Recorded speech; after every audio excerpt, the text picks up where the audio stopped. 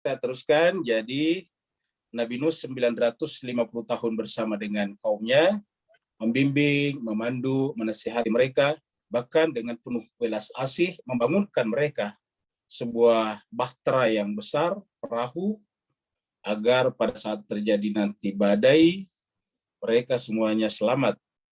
Tetapi walaupun semua upaya telah dilakukan oleh Nabi Nuh, upaya persuasi dengan mengajak mereka untuk berpikir, upaya indrawi dengan membuatkan mereka kapal, perahu, bahtera yang besar, tetapi mereka tetap tidak percaya kepada Nabi Nuh, sehingga kemudian ketika air bah itu datang, maka tenggelamlah mereka, dan yang selamat hanya mereka yang bersama dengan Nabi Nuh alaihissalatu wassalam di atas perahunya atau bahteranya.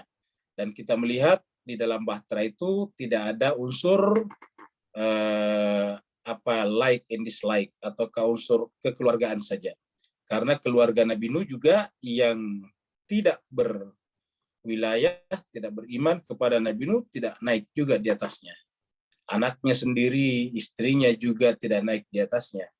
Sebaliknya, walaupun itu adalah orang yang tidak ada hubungan darah dengan Nabi Nuh, tetapi karena berwilayah, beriman, percaya kepada ajakan-ajakan dan nasihat-nasihat Nabi Nuh, maka mereka ikut selamat.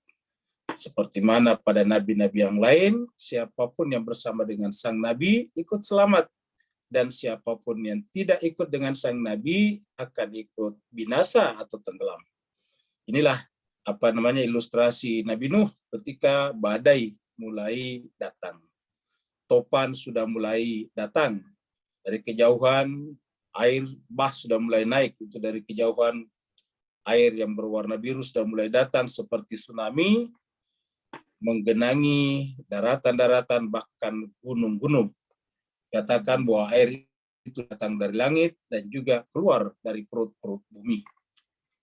Lalu kemudian tenggelamlah mereka semuanya dan selamat Nabi Nuh. Bahkan Allah di ayat 79 terakhir kita lihat Allah menggunakan kata-kata salamun ala nuhin fil alamin. Bukan saja Nabi Nuh selamat dalam wilayahnya saja, di dalam negara ataukah komunitasnya saja, tetapi disebutkan di alam. Salamun ala nuhin fil alamin. Salam atas Nabi Nuh fil alamin. Selalu ada kata fil alamin. Artinya apa? Yang namanya manusia adalah makhluk yang terbaik di seluruh alam aslinya, tetapi kemuliaan dirinya oleh Allah SWT lah yang kemudian benar-benar menjadi termulia di seluruh alam. Contohnya adalah Nabi Nuh. Yang mengucapkan kata salam ini adalah Allah Subhanahu wa taala. Jadi Allah lah yang menggunakan kata-kata salamun ala nuhin fil alamin. Salam atas Nabi Nuh di seluruh alam. Inna kadzalika najzil muhsinin. Sungguhnya pada yang demikian itu Allah tunjukkan bahwa begitulah caranya Allah kami memberikan balasan, memberikan imbalan kepada al-muhsinin. Jadi penekanannya di sini bukan si A, si B, si C, tapi al-muhsinin. Al-muhsinin artinya siapa saja yang beriman, berwilayah, percaya kepada sang Nabi yang merupakan utusan dari langit, dari Allah, dan kemudian berbuat bersama di belakang Nabi tersebut, maka disebut dengan muhsin, berbuat baik tentunya, berbuat ihsan, maka menjadilah dia muhsin. Kalau kita di dalam Islam biasa ada istilah iman, Islam, dan ihsan. Nah, biasa disebutkan bahwa ihsan itu adalah anta'budallaha annaka tarah fa illam takun tarah fa innahu yaraka. Yang namanya ihsan itu katanya adalah beribadah kepada Allah. Kata beribadah bukan hanya sholat, puasa, tetapi seluruh aspek kehidupan kita adalah kita jadikan sebagai bentuk penghambaan, sebagai bentuk pengabdian kepada Rabb, sebagai majikan yang benar-benar majikan, yang dialah yang mengadakan kita, dialah yang mensuplai seluruh kebutuhan kita, dialah yang memberikan kehidupan kepada kita, dan dialah nanti akan kembali kepadanya, nanti kita akan kembali semuanya. Nah, ketika kita beribadah kepadanya seakan-akan melihatnya, dan kalau tidak melihatnya maka dia pasti melihat kita, kita tidak bisa keluar daripada jangkauannya, maka itulah al-muhsin. Dan yang dicontohkan di sini, tanda muhsin itu tidak bisa diaku secara pribadi saja, secara subjektif. Yang menentukan muhsin tidaknya bukan diri kita, tetapi Allah SWT. Sebagaimana yang menentukan karyawan baik atau tidak tentu bukan karyawan sendiri, bukan pegawai, tetapi pimpinan yang punyai wewenang, otoriti untuk memberikan penilaian. Nah, yang punya otoritas atau otoriti memberikan penilaian adalah Allah SWT. Maka yang menentukan muhsin tidaknya bukan kita, tetapi Allah Rabbul Alamin. Dan ini Allah tunjukkan bahwa yang disebut muhsin itu adalah orang yang berwilayah, orang yang bersama dengan Nabi Nuh. Bagaimanapun pahit konsekuensinya sebelum air bah itu datang, di mana mereka dinistakan, mereka diejek, mereka dipermainkan, perahu mereka dilempar dengan kotoran dan batu. Tetapi karena mereka kukuh bersama dengan Nabi Nuh, maka Allah mengatakan inna kadzalika najzil muhsinin. Kemudian ayat barunya, ayat 81, ini adalah ilustrasinya. Ketika air bah itu datang, maka yang selamat adalah mereka yang sudah terlebih dahulu naik di atas perahu Nabi Nuh ini. Sedangkan mereka di bawah ini yang tidak naik di atas perahu Nabi Nuh, barulah mereka menyesal, tentu tidak bisa lagi naik di sini. Dalam kondisi seperti ini gimana bisa manjat ke atas ini?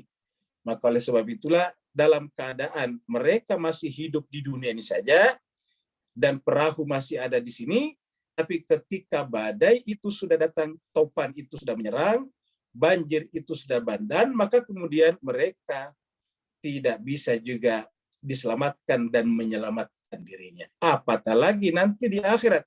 Ini adalah perumpamaan yang sangat menarik, betapa pentingnya yang namanya bahtera dalam kehidupan kita ini. Dan dalam surat Yasin yang pernah kita ceritakan, bahwa Allah masih selalu dan akan terus ada perahu seperti ini yang disiapkan. Dalam sebuah hadisnya Nabi mengatakan bahwa keluargaku perumpamaannya adalah seperti perahu Nabi Nuh, masalu ahli baiti kasafinati Nuhin, seperti perahunya atau bahteranya Nabi Nuh. Mandrakibaha naja, siapa yang menaikinya, menumpanginya, maka dia akan selamat. Tetapi siapa yang tidak mau naik di atas, dia akan tenggelam seperti ini. Kalau ini tenggelam di dalam air saja sudah mengerikan, sudah kasihan kita mereka berenang-renang, sekuat-kuatnya mereka berenang, pada akhirnya mereka akan kehabisan tenaga dan tenggelam. Lalu bagaimana kalau berenang-renangnya di dalam api neraka jahanam? Na'udzubillahi min dzalik, summa na'udzubillahi min dzalik. Innahu min ibadinal mu'minin. Nah, Bapak Ibu saya lihat di sini, ini lagi-lagi Allah mengatakan mereka-mereka yang masuk bersama dengan Nabi Nuh itu disebut dengan ibadinal mu'minin.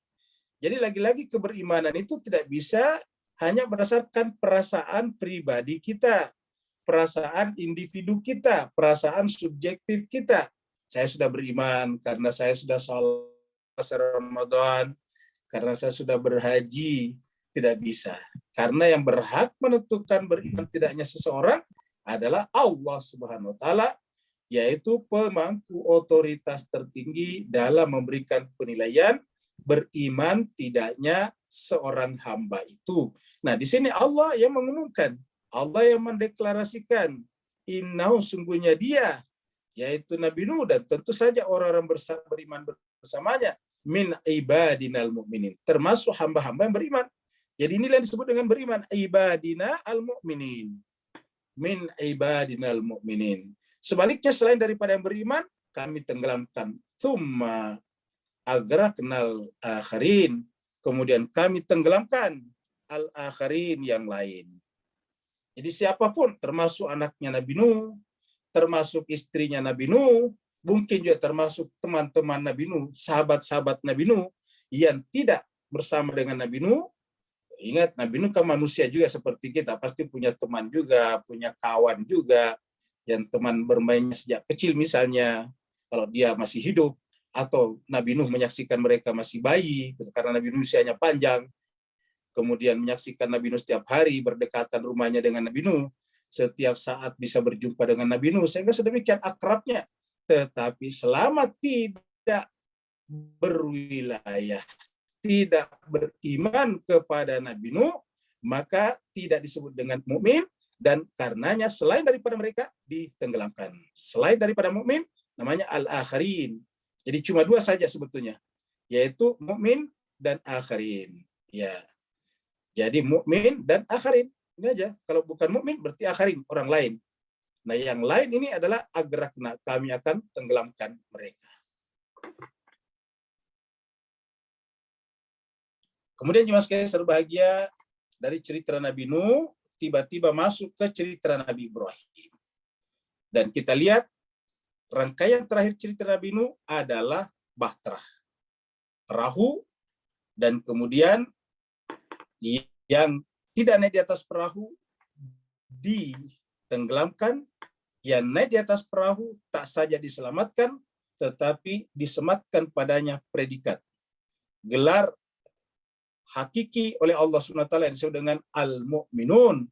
Setelah itu kemudian Allah berbicara pada ayat berikutnya dengan satu kata yang kemudian diangkat oleh si bapak ini, guru besar ini, dosen ini, dengan kata-kata ini, ayat berikutnya 83, wa inna, dan sesungguhnya, min, di antara atau dari, syi'atihi, syiahnya. Jadi kita lihat sini kata syiah, haknya adalah domir namanya, kata ganti Nabi Nuh. Jadi di antara syiahnya Nabi Nuh, la Ibrahim. Ibrahimnya bahkan menggunakan kata-kata la pertama di sini. Lamnya di sini namanya lam taukid.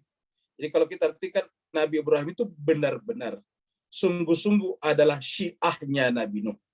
Jadi Nabi Ibrahim yang disebut dengan Sayyidul Tauhid, Nabi Ibrahim yang disebut sebagai Sayyidul Anbiya wal Mursalin. Kenapa Sayyidul Anbiya wal Mursalin? Bapaknya para nabi dan rasul?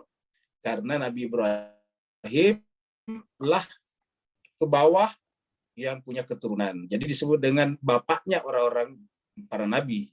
Tentu di atas juga ada nabi, tapi nabi setelah Nabi Ibrahim lebih banyak disebutkan dalam Al-Quran.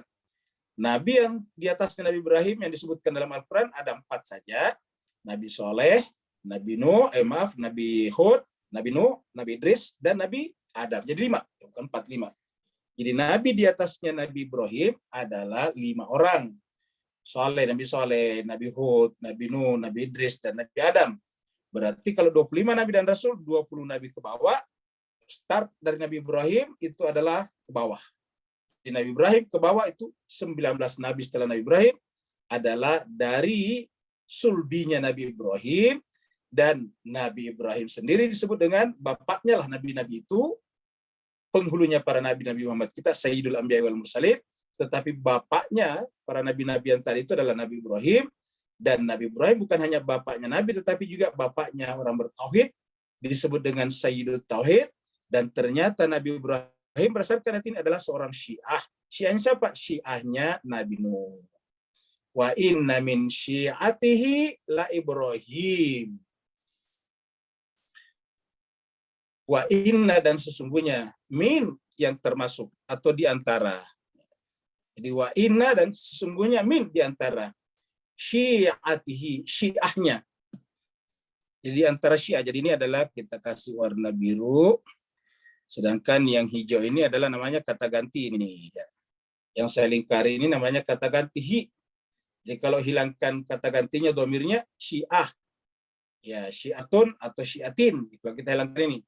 Min syiatin. Ya, jadi artinya Nabi Ibrahim itu adalah seorang syiah. Syiah artinya pengikut, penerus siapa? Nabi Nuh alaihissalatu wassalam. Bahkan ini didahului dengan kata-kata la, ini ada la-nya, ini la. Ya, la ini artinya penekanan. Jadi Ibrahim mulai dari ini hamzah ini Ibrahim, Ibrahimah. Lamnya di sini tambahan yang menunjukkan penekanan, stressing. Ya, la Ibrahim benar-benar. Jadi kalau kita artikan benar-benar Nabi Ibrahim itu sungguh-sungguh. Jadi 2 kali. Benar-benar Nabi Ibrahim itu sungguh. Bukan ada inna sungguh lagi. Adalah termasuk seorang Syiah. Syiahnya siapa? Syiahnya Nabi Ibrahim. Maaf, seorang Syiahnya Nabi Nuh. Nah, jemaah sekalian berbagi artinya karena kita tidak sezaman dengan Nabi Nuh dan Nabi Ibrahim juga tidak, orang yang hidup sesama dengan Nabi Ibrahim juga tidak sesama dengan Nabi Nuh, bagaimana caranya mengasumsikan kita seandainya bersama dengan Nabi Nuh? Sementara Nabi Nuh sudah tidak ada. Ya, kita mengganti posisi Nabi Nuh dengan Ibrahim. Jadi kalau kita berwilayah kepada Ibrahim, berwilayah kepada Nabi Nuh. Karena apa? Ibrahim syiahnya Nabi Nuh. Nah, sekarang kita tidak bersama dengan Nabi Ibrahim. Nah, Nabi Ibrahim mengatakan dalam surat Al-Baqarah, wa min dzurriyyati, zuriatku, yang mana? La yanalu ahdi zalim, yang tidak zalim, tidak ada kezaliman dalam dirinya. Berarti kan keturunan Nabi Ibrahim yang suci. Jadi kita harus mencari keturunan Nabi Ibrahim yang suci sampai sekarang, yang karena berdasarkan ayat ini orang dialah yang menjadi syiahnya Nabi Ibrahim, sedangkan Ibrahim sendiri adalah syiahnya Nabi Nuh. Sedangkan yang selamat tadi adalah syiahnya Nabi Nuh semuanya. Jadi jemaah sekalian berbahagia, kalau kita ingin menjadi syiahnya Nabi Nuh, menjadi pengikutnya atau syiahnya juga orang yang menjadi penerus risalah Nabi Ibrahim yang zuriatihi, yang la yanalu ahdi zalimin, yang ada sekarang. Tugas kita adalah mencari dan mencari. Kalau bukan karena tugas kita mencari, tidak mungkin kita dibaca Fatihah, di mana setiap kita baca Fatihah selalu meminta. Ingat, selalu meminta. Apa yang kita selalu minta? Ihdina siratal mustaqim.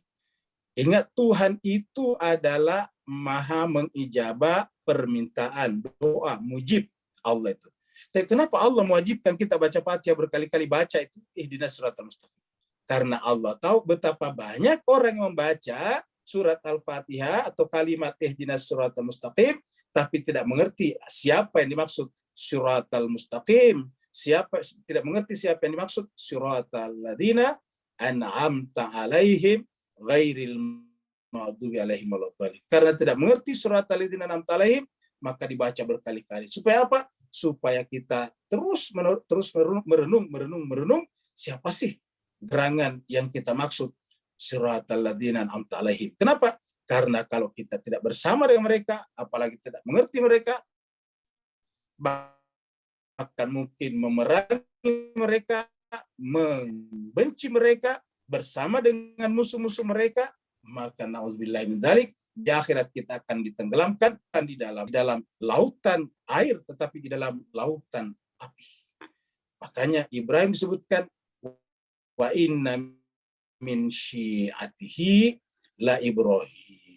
Dan sesungguhnya di antara syiahnya Nabi Nuh adalah Ibrahim. La Ibrahim. Izja Arabbahu biqalbin salim.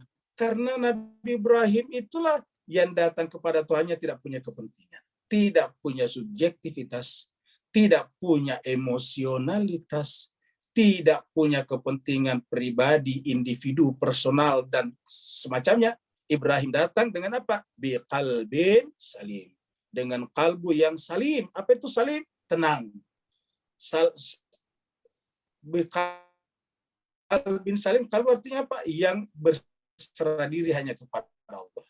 Orangnya sudah dengan muslim, salim, dalam keadaan salim, orangnya muslim, wala tamutunna illa wa antum muslimun. Nah, kalau dikatakan wala tamutunna illa wa antum muslimun, bagaimana mencontoh? Siapakah yang disebut dengan wa antum muslimun yang sungguhnya? Ya Nabi Ibrahim. Nabi Ibrahim yang mengatakan wajjahtuh wajhiya lilladzi fatara samawati wal arda hanifa musliman. Maka dikatakan izja rabbahu, ketika dia datang kepada Tuhannya dengan kalbu. Jadi Bapak Ibu sekalian, kalau kita ingin menjadi syiahnya Nabi Ibrahim, sebagaimana Nabi Ibrahim menjadi syiahnya Nabi Nuh, yaitu harus datang kepada Allah dalam keadaan hati yang salim. Kalau kita punya ada kepentingan, begitu kepentingan tidak terpenuhi, pasti menentang. Kenapa banyak orang melempar nabi-nabi? mengusir bahkan karena merasa kepentingannya terancam, karena merasa kepentingan pribadinya tidak terpenuhi. Ya, seperti kata Abu Jahal, Abu Lahab, dan Abu Sufyan pada saat itu. Kalau kita ikut kepada Muhammad, dia kan lebih muda dari kita. Apakah terus di mana posisi kita? Nah, karena takut kehilangan posisinya, maka kemudian apa boleh buat? Hawa nafsu yang berbicara, subjektivitas yang menjadi patokan, akhirnya Nabi besar yang digelar dengan Sayyidul Anbiya wal Mursalin, yang karenanya Allah menciptakan semesta, dan karenanya disebut dengan rahmatan lil alamin, ditolak oleh mereka, padahal harusnya mereka bersyukur luar biasa, bisa sezaman dengan sang Nabi, melihat wajahnya hidup bersamanya, bersama dengan suaminya, istrinya Nabi Lut tidur bersama dengan suaminya, tetapi karena mereka tidak bersyukur, ditutup oleh emosionalitas dan subjektivitasnya, bahkan yang terjadi adalah mereka ikut menentang manusia suci tersebut. Sementara manusia suci disebut suci, kenapa? Tidak punya kepentingan. Izja arabahu biqalbin salim. Kata-kata ini hampir sama dengan kalimat atau ayat yang berbicara tentang Nabi Muhammad ketika Allah berfirman, wa ma yantiqu anil hawa in huwa illa wahyun. Berfikir, bersikap berdasarkan subjektivitas hawa nafsunya, kecuali wahyu yang diwahyukan. Tetapi karena mereka itu justru menanggapinya dengan subjektivitas emosi, maka justru menganggap Nabi Muhammad punya kepentingan. Padahal sebetulnya mereka lah punya kepentingan. Jadi mereka kenapa bisa menolak? Karena mereka melihat, mempersepsi Nabi dengan kacamata yang pecah, dengan kacamata yang rusak. Karena kacamatanya rusak, disangkanya Nabi yang rusak. Kata orang-orang, dirinya yang rusak tetapi cermin dibelah. Begitulah. Kacamata yang dipakai melihat adalah yang rusak, tetapi Nabi yang dilihatnya yang dicaci maki. Seperti itu. Ja'a rabbahu biqalbin salim. Ketika datang kepada Tuhannya biqalbin salim. Ini kita temukan juga di mana? Ini di surat lain kita temukan ini. Ya, kita temu ini di surat seperti ini nih ya. Ini nanti kita akan ketemu di surat Asy-Syu'ara. Ya, Asy-Syu'ara nanti kita ketemu kata-kata itu. Mari kita lihat ini cerita Nabi Ibrahim juga. Ya, kita sudah lewati ini Asy-Syu'ara surat yang ke-26. Jadi sudah 10 surat yang lalu yang lewat kita. Karena 10 surat tidak apa-apa kita baca secara cepat. Fa'innahum aduwli illa rabbal alamin. Kata Nabi Ibrahim kepada kaumnya yang menyembah patung-patung. Fa'innahum, sungguhnya patung-patung yang kalian sembah itu aduwli, musuh saya. Maksudnya tidak sejalan dengan akal pikiran saya, tidak sejalan dengan risalah saya. Illa rabbal alamin, karena saya datang justru memperkenalkan bahwa kita punya Tuhan seluruh sekalian alam. Alam semesta ini adalah ciptaan dan ada penciptanya. Patung yang kalian sembah, kalian yang buat, kalian yang pahat. Bagaimana bisa kalian yang mengambil batu di gunung, dipahat, dibuat, terus kemudian kalian menyembahnya sendiri. Ini kan musuh sebetulnya, terbalik dengan akal sehat. Makanya saya tidak menyembah itu. Saya menyembah Rabbal Alamin, Tuhan seluruh sekalian alam. Kenapa? Alladzi khalaqani wa huwa yahdin. Karena Tuhan seluruh sekalian alam itulah yang menciptakan aku dari tidak ada menjadi ada, dan dialah yang membimbing aku dan memberikan kepadaku akal pikiran, yang akal pikiran ini tidak diberikan kepada makhluk-makhluk manapun, hewan-hewan dan tumbuh-tumbuhan. Walladzi huwa yut'imuni wa yasqin. Dialah yang mencipta kita minum. Kalau tidak ada air di muka bumi, bagaimana ada makanan? Bagaimana kita bisa hidup? Nah, Allah lah yang mempersiapkan air di muka bumi ini. Dengan air itu terjadi siklus yang namanya hujan. Hujan itu menyiram daratan yang tadinya kering, sehingga di sana bisa lahir tumbuh-tumbuhan. Tumbuh-tumbuhan ada hewan-hewan datang, sehingga lahir dengan siklus kehidupan. Walladzi huwa yut'imuni wa yasqin, dialah yang memberikan makan kepadaku dan dia juga yang memberi minum kepadaku. Wa idza maritu fahuwa yashfin, kalau aku sakit hakikatnya dialah yang menyembuhkan. Kenapa? Tidak ada obat yang tidak berasal dari alam. Baik obat yang sifatnya herbal ataupun obat yang sifatnya kimiawi. Obat yang dibuat di laboratorium itu juga diambil dari unsur-unsur zat-zat yang ada di bumi, di alam. Dan kalau herbal mengambil dari tumbuh-tumbuhan, buah-buahan yang ada juga di bumi. Jadi hakikatnya siapa? Ya, iza maridtu fahuwa yashfin. Kalau aku sakit, dialah yang menyembuhkan aku. Ya. Dokter hanya menentukan penyakit kita apa, memberikan obatnya apa. Obat itu dibuat oleh para apoteker dari zat-zat yang ada. Kalau itu adalah obat kimiawi, diambil dari tumbuh-tumbuhan. Kalau itu adalah herbal dan sebagainya. Walladzi yumituni, dan sekarang dia menghidupkan aku. Dan nanti dia akan mematikan aku lagi. Jadi kita harus sadar kita sekarang hidup, dan karena kita hidup, ya kita akan mati. Dialah nanti akan mematikan aku.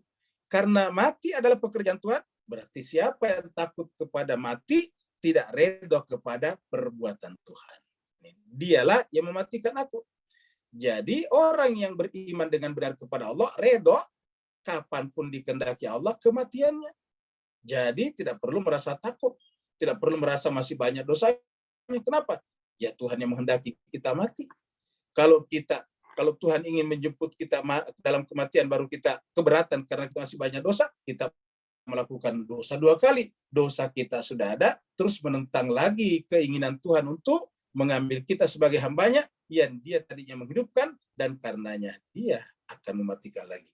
Walladzi yumituni summa yuhyin, kemudian nanti dia akan menghidupkan kembali. Walladzi atma'u an yaghfirali khati'ati, dan hanya dialah satu-satunya harapan untuk mengampuni dosa-dosaku. Yaghfirali khati'ati, kesalahan-kesalahanku. Yaumaddin, pada hari adin. Yaumaddin ini pada hari adin, pada agama. Yaumaddin kita tahu di dalam surat Al-Fatihah juga ada. Maliki yaumiddin. Nah, yaumiddin di sini maksudnya. Jadi pada saat tidak ada lagi manusia punya karsa, manusia tidak bisa lagi berikhtiar, tidak ada lagi karsa dan ikhtiarinya manusia, maka pada saat itu kekuatan dan kekuasaan mutlak ada di tangan Allah. Maka kata Nabi Ibrahim, dialah satu-satunya harapanku. Walladzi atma'u, dialah yang kepadanya aku sandarkan harapanku. An yaghfira, untuk mengampuni, li, padaku apa? Khati'ati, kesalahan-kesalahanku. Yaumaddin, pada hari nanti. Baru kemudian Nabi Ibrahim berdoa, Rabbi, wahai Tuhanku, habli hukman, karuniakanlah kepadaku hukman, hikmah, kearifan, wal hikmi, dan masukkanlah aku bisalihin, ke dalam golongan orang-orang yang saleh. Waj'alni lisana sidqi fil akhirin, dan ya Allah jadikanlah aku baik fil akhirin, bagi orang-orang datang kemudian. Waj'alni lisana sidqi fil akhirin, ya Allah jadikanlah aku sebagai buah tutur, buah bibir yang sidq. Ingat, kata-kata sidq ini bukan hanya baik, tetapi benar. Jadi artinya apa? Berdiri di atas pondasi kebenaran. Bukan hanya baik, ya, karena baik bisa saja subjektif bisa ke manusia, tapi ini sidq, benar. Dan ini sejalan dengan surat At-Taubah yang mengatakan ya ayyuhalladzina amanu taqullah wa kunu ma'as-shadiqin. Sejalan juga dengan informasi testimoni orang yang akan dicabut nyawanya, dan dia mengatakan laula akhartani ila ajalin qarib fa asaddaqah. Ya Allah, alangkah senangnya saya seandainya engkau menunda kematianku sedikit saja. Itu apa? Fasadaqah waja'alli lisana sidqi fil akhirin, untuk generasi-generasi yang datang kemudian. Waja'alni min warathati jannati na'im. Ya Allah, dan jadikanlah aku sebagai pewaris jannah an-na'im, surga taman yang penuh dengan an-na'im, jannatin na'im. An-na'im penuh dengan kenikmatan. Apa namanya kenikmatan? Yang dihuni oleh orang-orang yang kita sebut suratal ladzina an'amta alaihim, yang kita juga sudah bahas dalam surat As-Saffat sebelumnya. Yang juga disebutkan, ingat ketika ahli surga berhadapan-hadapan berbicara tentang an-na'im. Begitu ya dalam surat At-Takasur, Al-Haqqut Takasur, terakhir wala tus'alunna yauma idzin anin na'im. Kemudian di tempat lain dikatakan siapakah pemilik an-na'im? Innal abrara lafi na'im. Al-abrar lah yang masuk di sini. Siapa al-abrar itu? Al-abrar itu asbabun nuzulnya dalam Al-Qur'an, terutama dalam surat Al-Insan, innal abrara yashrabuna min ka'sin kana mizajuha kafura. Itu adalah asbabun nuzulnya berkenaan dengan Sayyidina Ali bin Abi Thalib dan Siti Fatimah atau Fatimah Zahra, yaitu putri daripada Rasulullah Sallallahu Alaihi Wasallam. Waghfir li abi, tadi Allah ampunilah orang tuaku, innahu kana minadh dhalin, karena dia termasuk ad-dhalin. Siapa orang tuanya? Yaitu Azar. Apakah orang tua benarnya? Ya, kalau berdasarkan konsistensi ayat, tentu bukan orang tua langsung, tetapi sangat mungkin adalah pamannya, sebagaimana hubungan Nabi Muhammad kita dengan Abu Lahab. Wala tuhzini yauma yub'atsun. Ya Allah, janganlah engkau mengecewakan aku, menghinakan aku, yauma yub'atsun, pada hari aku nanti dihidupkan kembali. La tuhzini yauma yub'atsun. Inilah doanya para nabi-nabi. Bapak Ibu lihat ini doa-doanya para nabi-nabi, berbicara tentang bagaimana di akhirat. Kalau dunia ini sebetulnya ya, kalau kita cuma berdoa dunia Pak Bu sekalian ya, kita sampaikan orang-orang yang tidak beragama juga, tidak berdoa juga, mereka kaya-kaya juga dari sisi materi sebetulnya. Karena dalam kehidupan dunia ini tinggal usaha saja, ikhtiar. Kan kita sudah di dunia. Misalnya mau mengambil air dari sumur, ya tinggal timba saja. Semakin besar tangkinya, semakin banyak air yang ditampung. Gitu. Kalau belum ada sumur, ya gali ke dalam tanah, ada air di sana. Mau ikan, pergi ke laut aja memancing. Sudah ada semuanya, jangan sekali sebagian. Tetapi berkenaan dengan akhirat, benar-benar ini yang diperhatikan. Ini yang diajarkan oleh Al-Quran kita. Wala tuhzin yauma yub'atsun, yauma la yanfa'u malun wala banun. Pada hari itu, la yanfa'u, tidak bermanfaat lagi apa? Malun. Jadi di mana bermanfaat malun? Di dunia saja. Untuk apa? Untuk dipakai menuju ke akhirat. Tapi kalau sudah di akhirat, baru kita menyesali, la yanfa'u, tidak ada manfaatnya lagi. Begitu juga kita punya anak-anak di sana baru kita pengen memanfaatkannya, la yanfa'u banun, anak-anak. La yanfa'u malun wala banun. Illa. Ingat sebelum kita masuk di sini? Ingat tadi ini? Ya. Bapak sekalian ingat tadi ini? Ya. Izja Arab bahu biqalbin salim. Siapakah syiahnya Nabi Nuh itu? Nabi Ibrahim. Bagaimanakah syiahnya Nabi Nuh itu, yaitu Ibrahim? Kalbunya salim. Jadi untuk menentukan syiah tidaknya seseorang bukan pengakuannya, bukan bergabung tidaknya dengan komunitas, organisasi dan sebagainya, tetapi apa benar sudah sampai pada tingkat kalbun salim. Ini yang menentukan. Karena Nabi Ibrahim pun juga disebutkan, ketika Nabi Ibrahim disebutkan min syiatihi, min syiati Nuh, kenapa disebut syiah? Apakah pengakuan? Bukan. Allah mengatakan izja'a rabbahu biqalbin salim. Ketika dia datang kepada Rabb-nya biqalbin salim, dengan kalbu yang penuh dengan salim. Biqalbin salim. Ya. Nah, kita teruskan ini tadi. Yauma, pada hari itu. La yanfa'u malun wala banun. Tidak manfaat lagi harta benda dan anak-anak. Illa, kecuali man, orang-orang. Kata man di sini siapa saja? Whoever. Jadi man ini siapa saja? Ya. Jadi ingat kata-kata man di sini bersifat umum, siapa saja. Atallaha, datang kepada Allah. Jadi makanya kata man inilah menentukan ya penamaan itu satu dua. Namanya Sunni, Syiah atau apalah, Syafi'i, Maliki, Hambali, itu penamaan saja. Tetapi yang paling penting apa? Man, siapa saja. Siapa saja. Atallaha, datang kepada Allah biqalbin salim, tidak punya kepentingan, tidak punya subjektivitas, tidak punya motif-motif yang tersembunyi, tidak punya agenda-agenda pribadi. Karena setiap orang punya agenda-agenda pribadi, motif-motif tersembunyi, pasti gampang kecewa, gampang sekali marah, gampang sekali berputus asa, gampang sekali tersinggung, sensi kata orang. Apa sebabnya? Karena hatinya tidak salim. Allah mengatakan illa man atallaha biqalbin salim, kecuali orang-orang yang Allah, datang kepada Allah. Apa itu datang kepada Allah? Yang sering kita sampaikan, suluk, salik, sair, berjalan. Jadi orang yang berjalan, sair itu berjalan juga, atau bisa juga yang safar, berjalan, bisa juga zahib, zahaba, seperti kata Nabi Ibrahim, inni zahibun ila rabbi.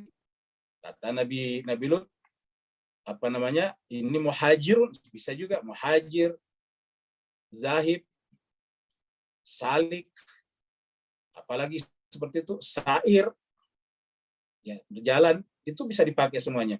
Illa man ata, datang kepada Allah. Jadi artinya apa?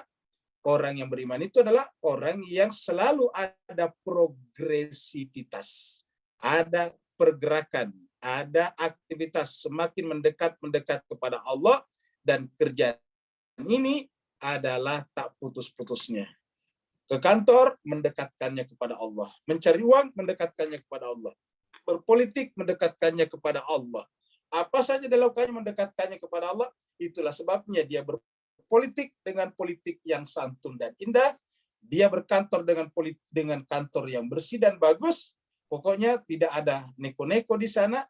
Kenapa? Karena berkantor, berpekerjaan, berpolitik, berprofesi dalam rangka apa? Dalam rangka Allah, datang kepada Allah. Illa man atallaha biqalbin salim, kecuali yang datang kepada Allah biqalbin, dengan kalbu yang salim. Biqalbin salim, dengan kalb yang salim. Inilah jemaah sekalian harus kita perhatikan. Apa benar kalbu kita sudah salim? Salim itu tidak ada lagi kepentingan di sana. Hanya datang kepada assalam. Allah adalah assalam. Dan karena tadi Nabi Nuh disebut dengan salamun ala Nuhin. Kenapa Allah mengatakan salamun ala Nuh? Karena pasti Nabi Nuh juga jiwanya salim. Karena Nabi Ibrahim yang merupakan syiahnya juga adalah atallaha biqalbin salim tadi. Datang kepada Allah dengan kalbu yang salim. Ya. Izja'a rabbahu biqalbin salim. Ini adalah ilustrasi tentang Nabi Ibrahim di Babilonia. Ini adalah peninggalan Babilonia. Nama pamannya atau ayah orang tuanya Azar. Ini ilustrasinya, yang tidak menerima ponakannya, menasihati dirinya berkenaan dengan patung-patung. Beliau ini hidup dengan menjual patung. Maka ayahnya atau pamannya ini juga ikut memelihara kepercayaan tentang sakralitas patung. Karena dengan memelihara kepercayaan akan sakralitas patung, kan berarti dia memelihara pasar, market. Jadi market, pasar dipelihara untuk apa? Untuk kepentingan pribadi. Maka ketika datang ponakannya atau Ibrahim mengatakan tidak boleh menyembah patung, dia tersinggung. Kenapa? Terancam kepentingan jangka pendeknya. Terancam kepentingan perutnya kalau bahasa kasarnya. Terancam kepentingan dompetnya. Terancam kepentingan depositonya. Coba lihat. Jadi artinya apa? Tantangan terbesar manusia dalam bertuhan adalah berkenaan dengan subjektivitas pribadi. Ini yang kita saksikan, sehingga kemudian sangat marah kepada ponakannya, sampai diancam akan dirajam kalau tidak berhenti.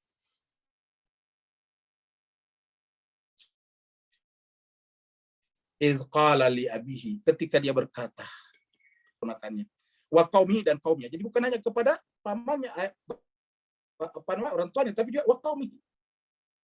Apa kata Nabi Ibrahim? Madza ta'budun? Apa yang kalian sembah? Kok kalian sembah patung-patung? Patung itu kalian ambil dari gunung, batu. Kalian ambil batu gelondongan dari gunung, digulung-gulung dari gunung besar, baru kemudian kalian pahat dengan kemampuan seni artistik kalian, Setelah berbentuk kalian sembah. Ini maza tabun, apa yang kalian sembah? Pertanyaan sinistik itu, maza kalian, apa yang kalian sembah? Artinya bahwa sebetulnya tidak perlu dijawab, tetapi mereka bisa menjawab sendiri. Ya, kalian apa? Semua yang kita sembah selain Allah hakikatnya patung. Karena patung itu adalah ifkun, kebohongan. Kenapa tidak punya sesuatu? Yang patung kita anggap orang, kan bukan orang itu patung. Patung itu hakikatnya batu. Ya. Apalagi disebut patung itu Tuhan, lebih salah lagi. Patung disebut Tuhan, lah itu kan batu. Ya. Maka dikatakan maza ta'budun. Baru bertanya, aifkan. Apa itu ifkan? Ifkun itu adalah sesuatu yang tidak punya kenyataan. Menceritakan seseorang yang seseorang itu tidak melakukannya, itu namanya ifkun. Ya, jadi ingat, ifkun itu menuduh, menceritakan seseorang yang seseorang itu tidak melakukannya, nah ifkun. Iya, itu disebut dengan kedustaan besar, ancamannya neraka. Itu adalah ifkun. Ini makanya kata ifkun kita temukan dalam surat An-Nur ketika ada tuduhan-tuduhan tidak berdasar kepada Siti Aisyah radhiyallahu anha. Jadi kita lihat di sini. Kita lihat di dalam surat An-Nur. Ya, kita lihat surat An-Nur. Surat An-Nur ayatnya 11. Ya. Innalladzina ja'u bil ifki. Nah, ifki. Ini namanya ifkun. Al-ifku, ifki gara-gara ba ini kan babnya, ini kan huruf jar. Jadi bil ifki. Jadi innalladzina, sesungguhnya orang-orang yang ja'u, mereka datang. Ya. Maksudnya datang itu dalam kehidupan, datang kepada Tuhan, mendekati usia tuanya, bertambah umurnya, tetapi semua yang dilakukan apa? Al-ifkun, kebohongan, kedustaan. Tentu konteks ayat ini lebih sempit, yaitu maksudnya lebih khusus kepada kasusnya Siti Aisyah yang berkenaan dengan tertinggal dalam perjalanan. Jadi innalladzina ja'u bil ifki, orang yang datang bil ifki dengan al-ifku. Apa itu ifku? Cerita yang tidak ada realitasnya, cerita yang tidak ada faktanya, cerita yang tidak ada kenyataannya. Iya, itu namanya ifkun. Nah, ini ifkun. Nah, Nabi Ibrahim mengatakan di sini aifkan, ya. Aifkan alihatan. Kenapa aifkan? Karena dia objek dari yang disembah, maksudnya maza ta'burun. Ya, seakan-akan mengatakan atakbuduna ifkan. Jadi hanya seakan-akan atakbuduna ifkan alihatan dunallah. Apakah kalian menyembah sesuatu yang tidak punya wujud, tidak sesuai dengan hakikatnya? Sesuatu yang tidak punya hakikat namanya kedustaan. Kenapa? Disembah patung, batu, tapi tidak disebutnya batu, disebutnya Tuhan. Tuhan itu sakral, non materi. Sedangkan batu adalah materi. Ya, batu adalah gunung yang dipahat, baru kemudian dibuat berseni. Aifkan alihatan. Apakah aifkan? Apakah ifkun yang kalian jadikan sebagai alihat Tuhan-Tuhan? Apakah kedustaan? Jadi juga sekalian betapa banyak orang menyembah sesuatu yang tidak ada wujudnya. Bahkan banyak orang percaya, contoh percaya kepada uka-uka, percaya kepada kuntilanak. Saya kira di masyarakat manapun di dunia ada yang percaya seperti beginian. Percaya kepada kuntilanak, percaya kepada apa itu? Percaya kepada uka-uka, percaya kepada bayangan-bayangan berkelebat-kelebat dan sebagainya.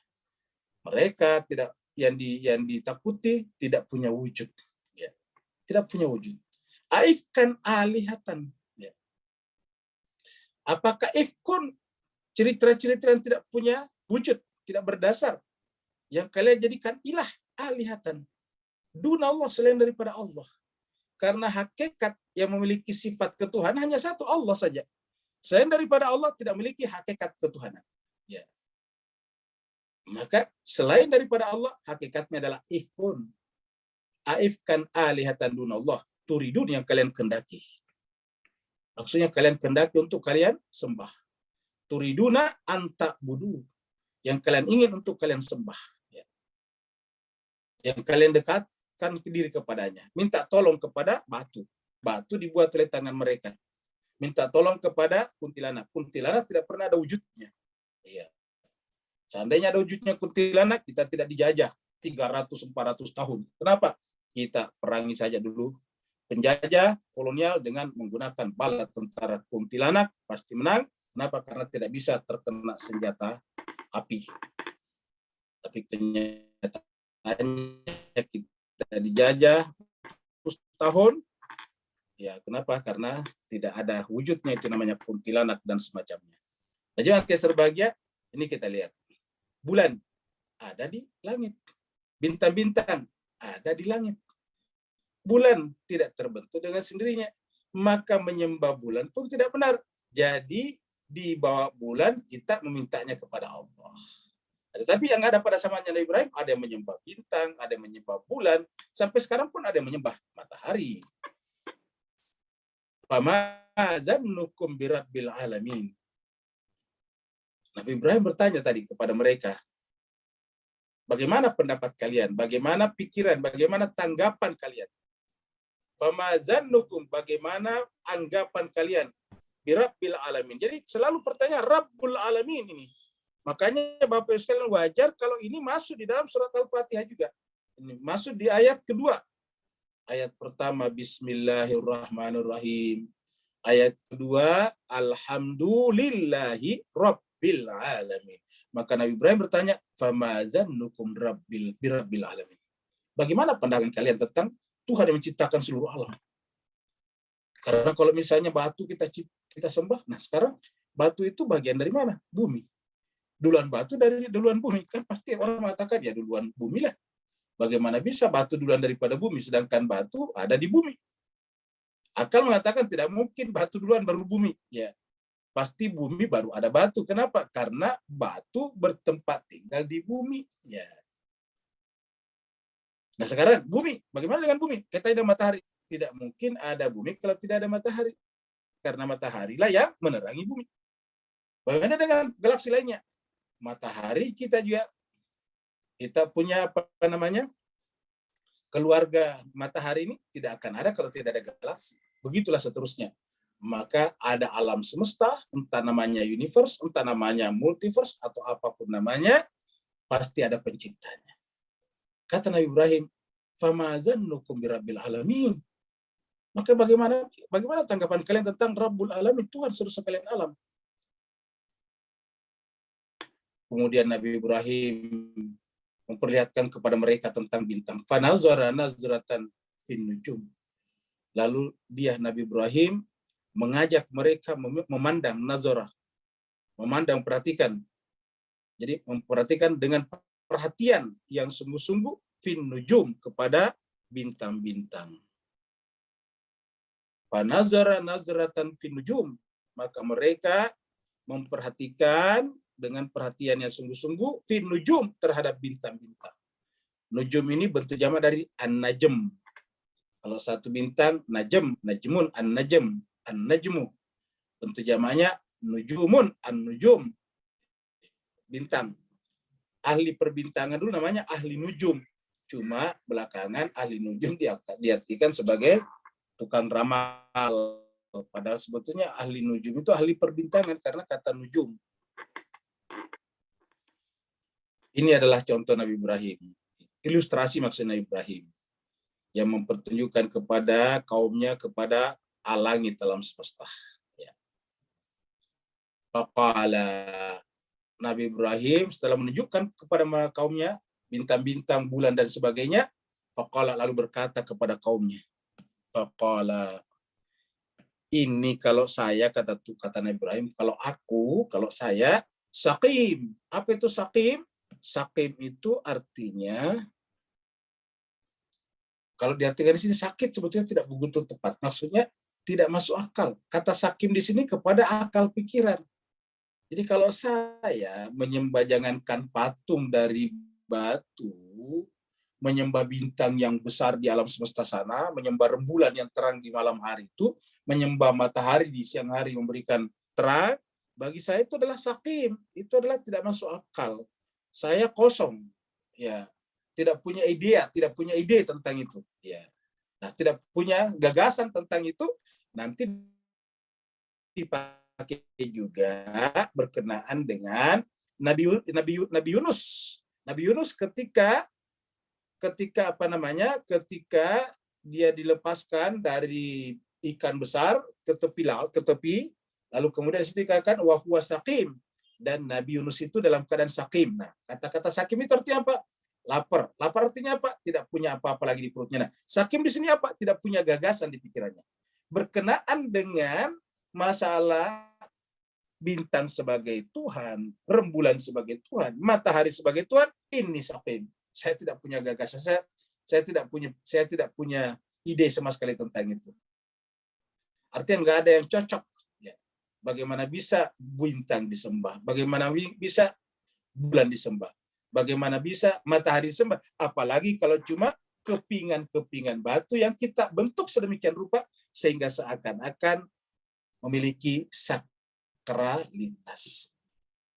Fatawallau anhu. Lalu kemudian Nabi Ibrahim berpaling meninggalkan mereka. Fatawallau, maksudnya bukan Nabi Ibrahim, ya. Tawallau ini jamak, berarti kaumnya. Ya. Fatawallau, lalu kemudian kaumnya yang tadi ditemani oleh Nabi Ibrahim berdiskusi. Ini Nabi Ibrahim mengajari mereka sebetulnya tentang apa? Tentang namanya ontologi. Ya, kalau dalam filsafat namanya ontologi, tentang ilmu tentang ada, wujud. Apa benar yang namanya Tuhan berhala itu wujud? Apa benar Tuhan patung itu ada? Apa benar Tuhan matahari itu ada? Apa benar Tuhan rembulan itu ada? Maksudnya rembulan jadi Tuhan, matahari jadi Tuhan, bintang jadi Tuhan. Apa benar cocok? Nah, itu berkaitan dengan ontologi. Bisa juga berkaitan dengan teologi. Karena mereka tidak cocok, ya, ingat ya Mas kalian, mereka tidak cocok, susah dia pikir ini, waduh bersama Ibrahim ini mumet, bicaranya terlalu filosofis, kayak begitu. Ya kita yang sederhana aja dah, kata dia. Yang penting berbuat baik. Nah, Mas Kaiser bahagia karena kemudian ingat kaumnya Nabi Ibrahim dan di Babilonia itu berbuat baik, buktinya bikin peradaban. Peradaban ini kan pasti karena mereka berbuat baik di antara mereka. Tetapi tidak cukup dengan itu. Ya, kenapa? Karena yang disebut orang baik belum tentu benar, ingat. Belum tentu benar. Ya, kebenaran itu seperti cahaya, tidak bergantung kepada apapun juga. Nah, fatawallahu, akhirnya mereka berpaling, meninggalkan Nabi Ibrahim. Fatawallau anhu, berpaling meninggalkan Nabi Ibrahim. Hunya di sini Nabi Ibrahim. Berpaling meninggalkan Nabi Ibrahim. Mudabirin dalam keadaan belakang. Apa sebabnya? Karena bagi mereka terlalu ribet belajar sama Nabi Ibrahim, karena terlalu filosofis. Ditunjukkanlah kita kepada bintang. Baru berbicara tentang hakikat bintang. Ditunjukkan kita bulan, berbicara tentang hakikat bulan. Ditunjukkan kita matahari, bicara tentang matahari. Yang dibicarakan apa? Ya Tuhan yang tidak jelas, abstrak bagi mereka. Karena abstrak ya udah kita tinggalkan aja. Ini terlalu membosankan bicara seperti ini. Lebih baik gampang percaya Tuhan yang ada patungnya bisa dilihat. Kalau saya bingung, tinggal saya mengalungkan kantong berisi anak-anak panah kepada patung itu. Anak panah itu kemudian saya kasih kasih nama-nama hari, 7 biji, 7 anak panah, Senin, Selasa, Rabu, Kamis, Jumat sampai Ahad lagi, baru kemudian saya mau berbisnis Tuhan. Kira-kira begitulah berkata kepada patungnya. Tuhan patung, saya mau berbisnis. Kira-kira kedai saya, toko saya, restoran saya, kira-kira bukanya hari apa bagusnya? Cabut. Begitu dicabut, keluar hari Isnin, maka hari Senin. Ya, begitu jemaah sekalian. Jadi bagi mereka kelihatan gampang. Dan jemaah sekalian, banyak orang beragama seperti sekarang, simplistik, menyederhanakan masalah. Ya. Mau pengen kaya raya, rajin aja salat duha. Ya. Mau berlipat-lipat rezekinya, bersedekah. 3 juta sedekahnya, berharap dapat 30 juta. Sedekahnya motor, berharap dapat mobil. Nah, kan jemaah sekalian, sederhana seperti itu. Ya. Yang terjadi sebetulnya cara berpikir simplistik seperti inilah yang menjadi mangsa kekuatan atau kekuatan politik pada zaman Fir'aun, pada zaman Babilonia. Kenapa? Karena orang berpikir simplistik seperti ini, mohon maaf, gampang sekali disalahgunakan niat baiknya. Niat baik bagus beragama, tetapi karena cara berpikirnya simplistik, very simple, akhirnya kemudian mereka gampang disalahgunakan, gampang ditelikung, gampang dideviasi. Iya, jadi Mas Kaiser bahagia. Bayangkan diajak orang masuk surga. Coba bagaimana cara masuk surga? Siapa sih yang tidak masuk surga? Semua kita pasti ingin masuk surga. Bahwa Bapak Ibu pasti tidak ada yang tidak ingin masuk surga. Begitu saya katakan bahwa Bapak masuk surga, tidak, pasti mengatakan mau. Setelah itu pasti bertanya, bagaimana caranya Pak Ustadz masuk surga? Saya bilang, kalau masuk surga itu gampang. Gimana caranya? Kita pergi ngebom gerejanya orang. Nah, maka banyaklah orang yang melakukan itu. Coba pergi ngebom gerejanya orang, pergi ngebom pasar, meledakkan masjid dan sebagainya. Coba mengacau negaranya orang dengan alasan begitu dia berjihad, dia nanti akan masuk surga. Begitulah cara berpikir beragama secara simplistik. Makanya kemudian mereka meninggalkan Ibrahim. Karena Ibrahim itu kelihatan sangat filosofis. Nunjuk kepada patung dulu, hakikat patung. Berbicara tentang substansi daripada patung. Hakikat patung. Ya, setelah itu bicara tentang bintang tadi, nujum. Apa itu hakikatnya bintang? Bicara tentang rembulan. Apa itu rembulan? Berbicara tentang matahari. Apa itu matahari? Dia ceritakan. Iya. Kalau saya menyembah bintang, lalu gimana kalau di siang hari bintangnya tidak kelihatan? Ya. Kalau dia mengatakan, lah kan tidak perlu kelihatan lah. Kenapa menyembah bintang? Kenapa tidak sembah aja Allah yang tidak dijangkau panca indera kita? Menyembah matahari. Malam hari tidak ada matahari. Begitulah seterusnya. Jadi jemaah sekalian, nabi-nabi datang dengan penuh hikmah. Ingat tadi kata-kata doanya Nabi Ibrahim tadi dalam surat Asy-Syu'ara, wal hikmi. Ya, berikanlah kepadaku hikmah. Yaitu berikanlah kepadaku hikmah. Ada tuh kami berikan kepadanya hikmah. Jadi hikmah adalah tentang ilmu-ilmu tentang hakikat. Nah, orang-orang yang tidak senang dengan hal seperti itu, cara berpikirnya sederhana sekali. Menyederhanakan semua masalah. Maka orang-orang dari sekitar Ibrahim itu meninggalkan Nabi Ibrahim, fatawallau anhu mudbirin.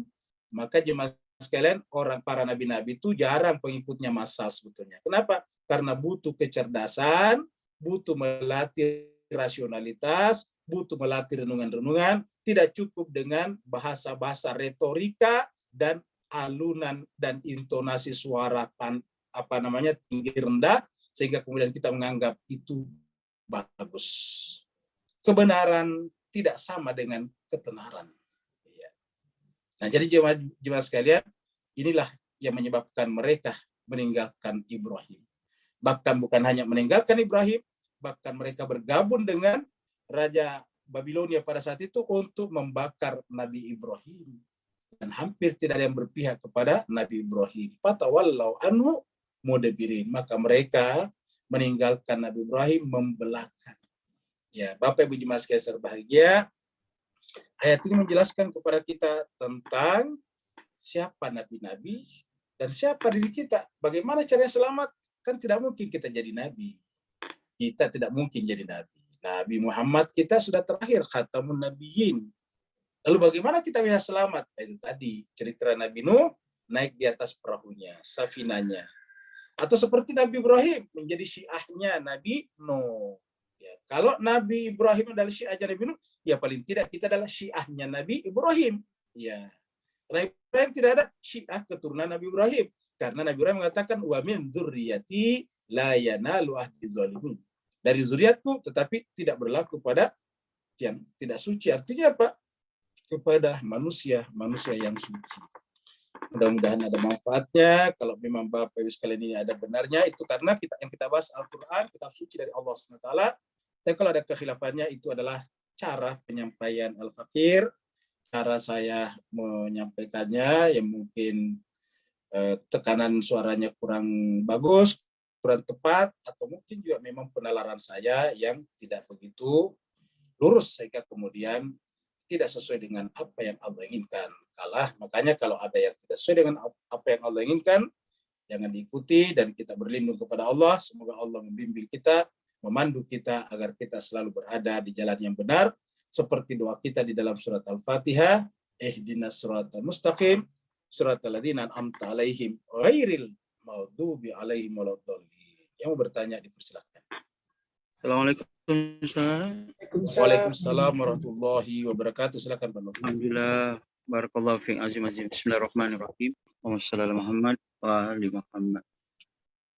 Ustaz, dalam topik onkologi, kalau dihubung kaitkan antara ayat 88 dengan 84, bolehkah bahawa kita asafatkan fokus kita perjalanan makrifat melalui afiki dengan ampuki tadi, pergerakan tadi akhirnya menuju kepada idza jaa rabbu biqalbin salim. So persoalan saya segi batinnya, apakah hubungan ba dekat situ terselit ikatan kerapatan, kedekatan, kurbatan tadi dengan basmalah. Barakallahu fi. Afwan Ustaz. Baik, terima kasih banyak Pak Nur. Jadi cuma sekalian pertanyaan ikhwan kita ini adalah tentang huruf ba di sini ya. Ini adalah huruf ba. Jadi Bapak sekalian perhatikan di sini. Ya, ini kita dekatkan dulu di sini ya biar gede. Ini yang ditanyakan adalah huruf ba di sini. B. Ya. Izja Arab bahu biqalbin salim. Ketika dia datang kepadanya biqalbin salim. Nah, coba sekalian serbagia. Jadi kalau kita misalnya tidak bisa mencapai derajat qalbun salim, paling tidak kita pakai huruf ba di sini nih. Karena ini juga yang ada di dalam kata-kata Bismillahirrahmanirrahim. Ya. Siapakah ismu di situ? Tentu qalbun salim. Apa? Tentu oknum. Insan. Manusia yang mencapai qalbun salim. Kan ada di situ kata ba, ismun, Allah. Kan begitu. Jadi kalau kita lihat kata Bismillah itu kan ada 3. Bi, ismi, Allah. Jadi ada 3. Ada bi-nya, ada ismunnya, ismun nama, dan ada Allahnya. Ya, jadi kita lihat ismun di situ disadarkan kepada Allah. Ismullah namanya mudhaf ilaih. Lalu kemudian bi-nya adalah huruf jar yang menyebabkan ada keterkaitan. Ya, bi dengan. Nah, kita lihat di sini coba sekali serbagia, ja'a datang ya kepada Tuhannya. Kalau tidak dengan kalbun salim, ada bi melalui dengan kalbun salim. Nah, jemaah sekalian berbahagia. Jadi sebetulnya ini pertanyaan menarik ya. Kalau kita tidak mencapai derajat ini, karena ini berat Bapak Ibu sekalian. Cobalah kita lihat tadinya hubungan kita dengan harta benda kita, anak-anak kita itu berat sekali. Ya. Bagaimana pula kalau sampai pada tingkat tidak ada lagi kait, tidak ada lagi ikatan kita dengan semuanya, kan berat. Dan itu yang bisa mencapai derajat itu adalah insan kamil, manusia sempurna, para nabi, rasul, dan orang-orang suci yang benar-benar sudah tercerahkan secara sempurna. Nah, bagaimana dengan kita yang tidak sampai ke sana? Nah, paling tidak melalui huruf ba-nya nih mengkaitkan diri. Nah, ini apa namanya? Perumpamanya seperti tadi orang-orang yang bersama dengan Nabi Nuh itu adalah berpegang kepada tangannya Nabi Nuh. Ingat. Jadi orang-orang yang bersama dengan Nabi Nuh itu berpegang dengan tangannya Nabi Nuh, berpegang dengan tangannya Nabi Nuh artinya biadinuhin, dengan tangannya Nabi Nuh. Karena begitu kita berpegang kepada tangannya Nabi Nuh, kita akan selamat. Siapakah Nabi Nuh itu? Salah satu ismullah, Bismillah. Bismillah. Jadi izja Arab bahu biqalbin salim. Jadi kalau kita tidak bisa mencapai derajat itu ya kita paling tidak menggunakan tangannya Nabi Ibrahim, tangannya Nabi Nuh kita pegang, karena dengan pegang kita akan ikut selamat. Tidak seperti istrinya Nabi Nuh, tapi memegang tangannya Nabi Nuh saja enggak. Ya, kenapa? Karena patokan kebenaran bagi istrinya Nabi Nuh bukan kebenaran, tetapi dirinya sendiri. Sehingga apapun yang dilakukan Nabi Nuh kalau bertentangan dengan keinginan pribadinya, ya salah. Kenapa? Patokannya, parameternya adalah subjektivitas sang istri, sang anak. Maka dia tidak berpegang. Nah, kalau kita menyadari diri kita, ingat sebelumnya, antumul fuqara ilallah, kalian adalah fakir kepada Allah, maka karena kita fakir kepada Allah, maka kemudian kita butuh pegangan. Pegangan itu adalah tangannya manusia suci yang disimbolkan dengan huruf ba. Ya. Biqalbin salim, Bismillahirrahmanirrahim. Seperti mana juga yang ada di dalam ayat 88 ini. Nah, Nabi Ibrahim berlepas diri dari semuanya. Apa yang berlepas diri? Karena tidak bisa dipegang. Masa kita memegang tangannya bintang, memegang tangannya bulan? Nggak bisa. Ya, maka Nabi Ibrahim tunjukkan ketika dia melihat kepada semuanya itu tidak ada, harusnya kepada bi rabbil alamin. Bi ini. Harus bi rabbil alamin. Karena kita tidak sanggup sampai kepada Rabbul Alamin, kepada apa? Ismu Rabbil Alamin. Nama. Bismillahirrahmanirrahim. Alhamdulillahi Rabbil Alamin. Jadi B. Ada lagi yang lain? Ya, ada Ustadz dari Mbak Intan. Silahkan Mbak Intan. Terima kasih Bu Dokter. Assalamualaikum Ustadz. Waalaikumsalam. Mohon maaf kalau sudah pernah diterangkan sebelumnya, Ustadz mau bertanya mengenai kita kan sering menyebut milah Ibrahim gitu ya Ustadz. Nah, Ya. kenapa milah itu dimulai dari Nabi Ibrahim gitu Ustadz? Kenapa bukan Nabi Nuh atau Nabi Adam misalnya? Apa yang menjadi tonggak gitu sehingga kita menyebutkan sebagai milah Ibrahim seolah-olah sebagai pemula gitu ya Ustadz. Yang pertama, kemudian yang kedua, memang tidak masuk akal kalau Nabi Ibrahim ini ayahnya penyembah patung gitu Ustadz. Ya. Nah, secara bahasa saja, tapi Ustadz kira-kira apakah karena saya awam, apakah abi ini juga sering digunakan untuk istilah menyebut paman gitu Ustadz. Kemudian tadi Ustadz menerangkan bahwa Nabi Ibrahim ini menerangkan ontologi kepada masyarakatnya, tetapi kelihatannya mereka susah memahami sehingga mereka berpaling begitu. Nah, kita ini kan banyak nih Ustadz yang masuk atau masuk agama atau mengikuti kelompok tertentu itu macam-macam gitu Ustadz jalannya. Mungkin memang ada yang belajar secara serius gitu ya, membuka kitab suci sehingga menemukan kebenaran. Tetapi bagaimana misalnya di antara kita ini yang memilih jalan itu karena tertarik kepada salah satu aspek saja, misalnya menyukai bacaan doanya, misalnya atau melihat ulamanya, ustadznya yang kelihatannya teduh gitu, tetapi tidak sampai belajar ke ontologi gitu, Ustadz. Jadi sekedar mungkin ya masih luar-luarnya saja begitu, Ustadz. Terima kasih Ustadz, itu saja dulu pertanyaannya. Assalamualaikum warahmatullahi wabarakatuh. Terima kasih Bu Dokter, terima kasih Ustadz. Waalaikumsalam warahmatullahi wabarakatuh. Mas Kaiser Bahagia, ini ada 3 pertanyaan Intan. Yang pertama adalah milah, yang kedua adalah penggunaan kata abi kaitan dengan paman, yang ketiga adalah tentang banyaknya orang yang suka belajar beragama secara simplistik, sederhana saja, ya tidak sampai pada mendalam, apalagi mempelajari namanya ontologi tadi, ya. Nah, kita mulai dari milah dulu. Walaupun sebetulnya milah ini memang populer kaitannya dengan milah Ibrahim, tapi dalam Al-Quran ini tidak selamanya kepada Nabi Ibrahim. Milah juga ditujukan kepada ajaran-ajaran manapun, bahkan bukan hanya kepada nabi-nabi.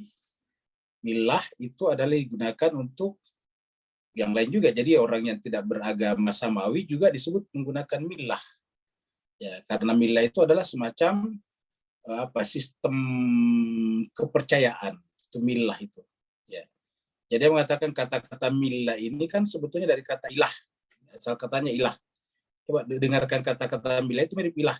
Mimnya menunjukkan tempat. Itu kan namanya isim makan. Ya, mim. Seperti sajadah menjadi masjid, fatahah menjadi miftah. Jadi mirip milah, miftah. Kalau lihat lihat timbangannya namanya, patronnya, patternnya, atau dalam bahasa Arab namanya wazannya, ini sama dengan miftah, milah. Ya, miftah itu tidak ada mimnya aslinya. Dia dari kata fatahah, membuka. Fatah yaftah, membuka, alat untuk membuka namanya miftah. Mazhab itu dari kata dhahaba, pergi. Mazhab, tempat pergi. Nah, jadi kalau kita sebut milah ini dari kata ilah, milah itu berarti adalah tempatnya orang berilah. Nah, kurang lebih begitulah. Tempat atau tujuan berilah. Seperti dhahaba, pergi, tujuan pergi namanya mazhab. Ya. Jadi alat untuk membuka namanya miftah. Ya, jadi kurang lebih begitulah. Jadi milah adalah tempat yang dijadikan sebagai objek ketuhanan. Jadi bagi mereka yang punya sistem agama pagan, paganistik, politeistik, ya punya milah juga sebetulnya. Nah, cuma kalau Nabi Ibrahim milahnya bersifat tauhid, namanya tauhid milah. Jadi sebetulnya digunakan pada yang lain. Nah, kemudian kenapa Nabi Ibrahim disebut sebagai pemula dan yang paling sering disebutkan milah? Karena setelah Nabi Ibrahim ke bawah ini sudah rangkaian yang tidak terputus, artinya sudah bisa dilacak. Kalau Nabi Ibrahim ke atas itu kan, ya walaupun Al-Quran menyebutkannya sebagai keturunan, tapi kan susah dilacak lagi. Kalau sekarang bisa dilacak, ya misalnya orang sekarang menunggu kedatangan Imam Mahdi itu bisa dilacak bin Muhammad nantinya. Muhammad bin Abdullah bin Abdul Muthalib sampai ke atas bin Ismail bin Ibrahim. Nah begitu kan. Ya. Jadi ketahuan, terlacak. Nabi Isa misalnya. Ya, Nabi Isa apa? Nabi Isa itu bin Maryam binti Imran, begitu ke atas sampai kepada Harun, ya, sampai kepada juga ke atas Yusuf, sampai ke atas Yakub bin Ishak bin Ibrahim. Nah begitu. Jadi terjawab, sehingga ke bawah ini disebut dengan milah, sistem kerajaan dan sistem kenabian. Itu terkadang kita salah paham.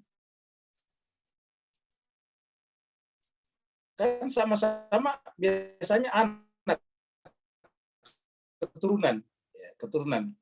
Tapi kalau sistem kerajaan itu yang menunjuk itu adalah anak pertama. Ya, setelah misalnya ayahnya, nanti anak laki-lakinya ada 4, 5, yang pertama jadi raja berikutnya. Itu sistem kerajaan.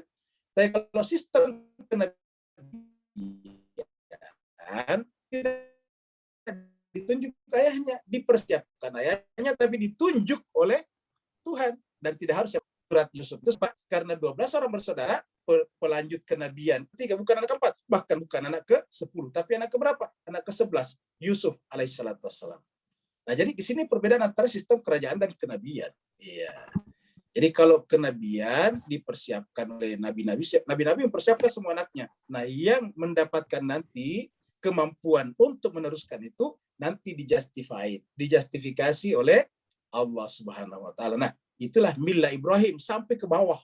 Ya, jadi ke bawah itu adalah keturunan Nabi Ibrahim adalah yang suci-suci, tidak pernah ke samping. Jadi yang namanya milah Ibrahim itu statusnya apa? Statusnya adalah zurriyat. Ya. Tetapi zurriyat itu dibatasi apa? La yanalu ahdi zalimin, tidak zalim. Makanya kenapa Nabi Yusuf? Karena anak pertama sampai ke 10 itu zalim, buktinya membuang adiknya ke sumur, kan zalim namanya. Ya, jadi itu sendiri sudah menunjukkan dia zalim. Kenapa Habil yang menggantikan Adam? Ya buktinya Kabil zalim, membunuh Habil. Iya, seperti itu. Jadi bisa kita pastikan manusia suci pada saat itu adalah Habil, bukan Kabil. Walaupun Kabil yang kakak, ingat, Kabil yang kakak. Nah, begitulah. Jadi milah seperti itu. Jadi makanya diartikan kepada Nabi Ibrahim. Makanya siapa yang menentang milah ini sebetulnya menentang konsep rasionalitas. Ya, warisan kenabian dari langit.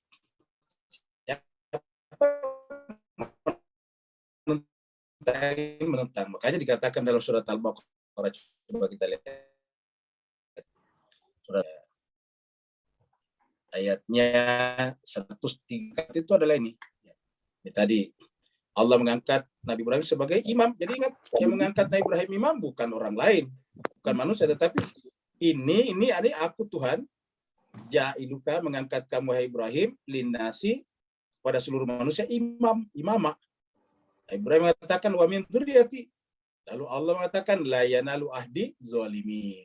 Nah, nanti kemudian ke bawah ya, di ayat 130 ya, kita akan ketemu dengan kata-kata ini ya. Ayatnya 130 nih. Wa may yargab. Nah, tadi milah. Apa itu milah Ibrahim tadi? Sistemnya imamah, sistemnya zuriat yang suci kan? Ya, waman. Jadi jelas dalam Al-Quran. Di dalam Al-Quran itu selalu zuriat namanya. Waman yargab an millati Ibrahim. Siapa yang membenci atau menolak milah Ibrahim, maka orang itu safihah nafsah, memperbodoh dirinya. Kata safihah ini mengirasionalkan dirinya. Ya. Safihah itu irasional. Jadi maknanya di sini kita artikan tiadalah yang menolak milah Ibrahim, ini milah, kecuali orang itu safihah, memperbodoh dirinya sendiri, nafsnya. Berarti apa artinya? Hakikat dirinya diperbodoh. Kenapa? Karena nafs kita adalah sempurna aslinya. Karena dia sempurna, harusnya ikut pada manusia sempurna. Konsep manusia sempurna. Dari mana kita tahu nafs itu sempurna? Wa nafsin wa ma sawwaha. Demi nafs dan potensi yang Allah ciptakan pada dirinya untuk sempurna. Nafsin wa ma sawwaha. Ya, jadi ini adalah Maka disebut di sini dengan millah Ibrahim ke bawah walaqad istafainahu, karena dipilih oleh Allah. Istafaina, kami memilihnya fid dunia, untuk dia menjadi guide di dunia, wa innahu, dan dia Ibrahim dan milahnya fil akhirah la minas shalihin. Yang pertama. Yang kedua tentang pamanah. Di sini juga kita teruskan aja 130 ke bawah ya. Nah, kita lihat ayat 133. Masih cerita Nabi Ibrahim. Am kuntum syuhada'a, atau apakah kalian hadir, syuhada menyaksikan, ketika hadara Yaqubal maut, ketika malaikat maut ataukah kematian datang kepada Nabi Yakub. Nabi Yakub ini adalah cucu Nabi Ibrahim. Ya, tadi kita bicara Yusuf, ya, itu adalah anak-anak dari Nabi Yakub. Jadi anak-anaknya tadi ada 12, yang dipilih yang ke-11 yaitu Nabi Yusuf. Ya. Yang di atas 10 terbukti dia zalim. Buktinya membuang adiknya masih kecil ke sumur, kan zalim. Sangat zalim namanya. Jadi Yusuf bin Yakub bin Ishak bin Ibrahim gitu. Nah, sekarang atau mungkin seandainya kalian hadir ketika menyaksikan Nabi Yakub akan meninggal dunia, kedatangan malaikat maut. Ketika Nabi Yakub kedatangan malaikat maut, maka dia berkata kepada anak-anaknya, izqala. Ketika dia berkata li banihi, kepada anak-anaknya. Apa katanya? Ma ta'buduna min ba'di. Wahai anak-anakku, apa yang kalian sembah min ba'di sepeninggalku nanti, sepeninggal ayah. Kalau bapak nanti meninggal dunia, kalian semua menyembah apa? Ma ta'buduna min ba'di. Qalu, mereka menjawab, anak-anaknya ini tadi yang pertanyaan tadi Tan. Qalu, mereka menjawab, nak kami ilahaka. Ilah. Kata sini nanti tadi muncul kata millah. Ilahaka. Ya. Qalu na'budu ilahaka wa ilaha abaika. Kami akan menyembah ilahaka, ilah kamu, Tuhan kamu, wahai ayah, itu kaknya Nabi Yakub. Wa ilaha, dan ilahnya Tuhannya abaika, bapak-bapak kamu. Nah, ingat, menggunakan kata aba di sini. Apakah semua yang dimaksud di sini bapak langsung ke atas? Oh, bukan. Coba lihat. Kami menyembah Tuhanmu dan Tuhan abaika, abah kamu, bapak kamu. Siapa itu bapak kamu, wahai ayah, wahai Nabi Yakub? Ibrahim, Ismail, Ishak. Jadi di sini kita lihat anak-anaknya Nabi Yakub menyebut Ismail sebagai bapaknya juga Nabi Yakub. Padahal aslinya kan Ismail siapa? Pamannya kan. Ismail ini adalah saudara kandung daripada Ishak. Nabi Yakub anak daripada Ishak. Jadi bapak yang benar adalah Ishak, bukan Ismail. Tetapi menggunakan kata abaika. Ya.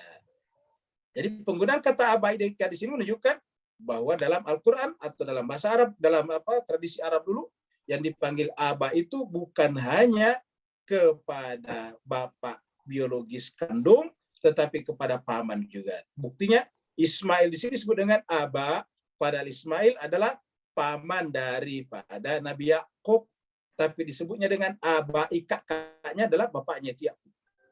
Iya, abaika Ismail, padahal Ismail bukan aba. Iya, kalau Ishak cocok ini Ishak. Jadi Ishak ke Ibrahim cocok. Ibrahim punya anak Ishak. Ishak bin Yakub bin Ishak bin Ibrahim, begitu.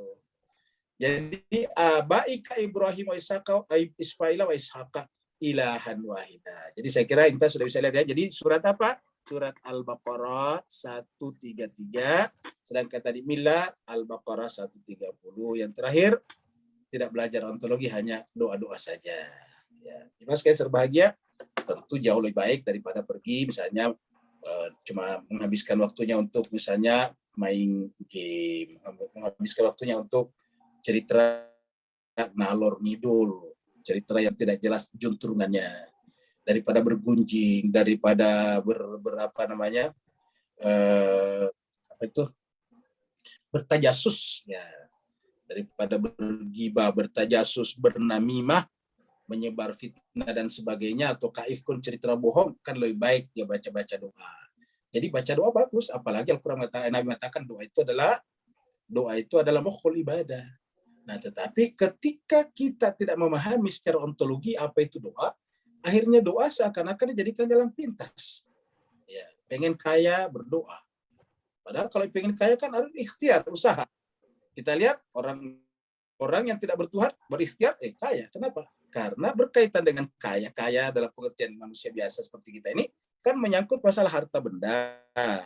Harta benda itu kan benda materi. Materi itu apa? Hukum sebab akibat. Ya. Mau sembuh tidak mau berdoa, tidak mau berobat ya susah juga karena hukum sebab akibatnya sembuh itu kan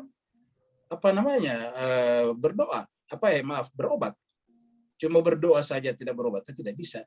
Makanya di dalam Al-Quran berkaitan dengan kehidupan dunia kita ini doa perlu, tetapi harus yang pertama dulu ikhtiarnya dulu kalau berkaitan dengan masalah keduniaan.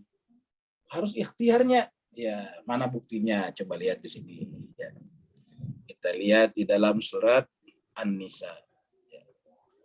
Bisa dicatat Bapak Ibu sekalian supaya kita jangan salah sangka. Ya. Mana tadi ini? Ayat 32 ya. Nah, coba kita baca ayat 32. Allah firman, wala tatamannau ma faddalallah. Janganlah engkau berangan-angan, berfikir-fikir untuk memiliki ma faddalallah, harta benda atau pangkat dan jabatan yang sudah dimiliki oleh orang lain. Maksudnya sudah dikaruniakan kepada orang itu. Orang itu punya mobil, tidak bolehkah kita punya mobil? Boleh, tapi jangan berpikir memiliki mobilnya orang karena nanti akan nyuri. Iya, bolehkah kita punya emas? Boleh, tapi jangan berpikir memiliki emas yang sudah dipakai orang lain. Itu maksudnya. Jadi wala tatamannau ma faddalallahu bihi ba'dakum ala ba'din. Jangan pernah berpikir memiliki apa yang sudah Allah berikan kepada orang lain. Memiliki yang sama boleh, memiliki mobil yang sama boleh, tapi jangan mobilnya orang, mobil yang sama. Dengan cara apa ya? Lirijal. Ini caranya nih. Bagaimana caranya memiliki? Misalnya orang punya mobil, kita pengen punya mobil juga. Orang punya banyak duit, kita pengen banyak duit juga. Orang punya rumah, kita pengen punya rumah juga. Orang punya pendapatan, kita pengen punya pendapatan juga. Caranya, lirijali nasibun, bagi laki-laki, ingat laki-laki, nasibun mendapatkan bagian, mimma ketasabu, tergantung usahanya. Iktasabu ini usaha. Dan kata para ulama, aslinya nih kasabah. Tapi kalau ada taknya menunjukkan harus kerja keras. Nah, itu dalam kaidah bahasa Arab. Ya. Jadi bukan mimma kasabu. Ya. Jadi bisa saja mimma kasabu. Harusnya kan mimma kasabu, bukan iksabu. Mimma kasabu. Jadi harusnya nasibun mimma kasabu. Tapi kenapa ada taknya di sini dan ada alifnya di sini? Menunjukkan hurufnya lebih banyak, kata para ulama, ahli bahasa tafsir, menunjukkan perlu kerja keras yang panjang. Kalau pengen kaya tetapi cuma jalan pintas, ya. Pengen kaya, malas bekerja, terus kemudian pengen berdoa saja, tidak bisa. Ya, saudara-saudara kita di Rusia sana, di Cina sana, kaya juga, mereka tidak berdoa juga. Kenapa? Karena ikhtas.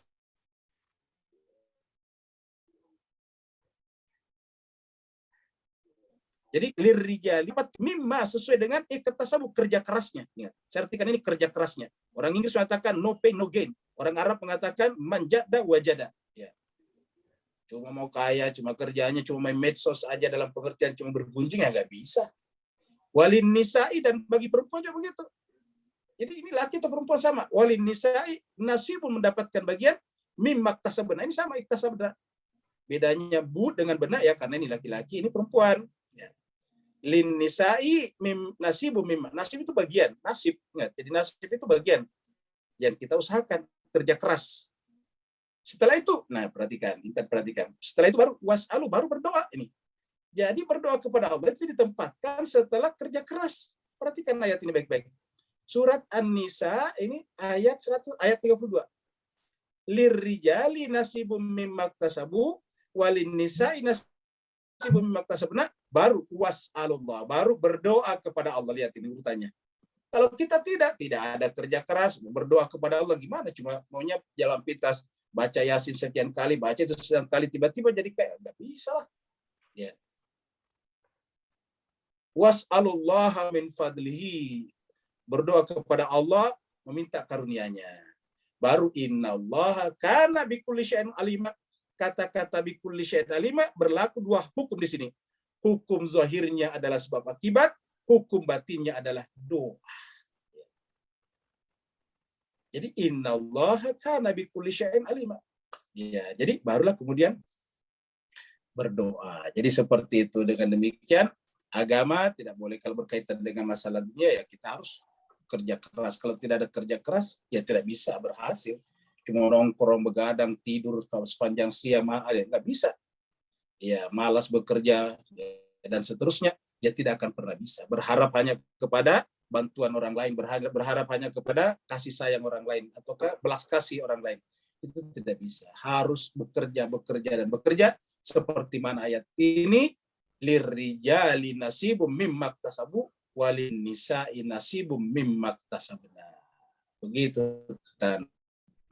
Ya Ustadz, ada Saya, tiga Ustadz. pertanyaan. Izin, Assalamualaikum Ustaz. Waalaikumsalam Assalamualaikum. warahmatullahi wabarakatuh. Siapa? Boleh bertanya Ustaz? Emma, Baik, kemudian baik, baru Pak Wahidin, silakan. Saya Bu Dokter ya bisa. Ibu Emma duluan, Pak. Oh iya silakan. Ibu Emma Jadi silakan. tergantung moderator ini. Iya, terima kasih Bu Dokter. Silakan. Alhamdulillah sesuai antrian.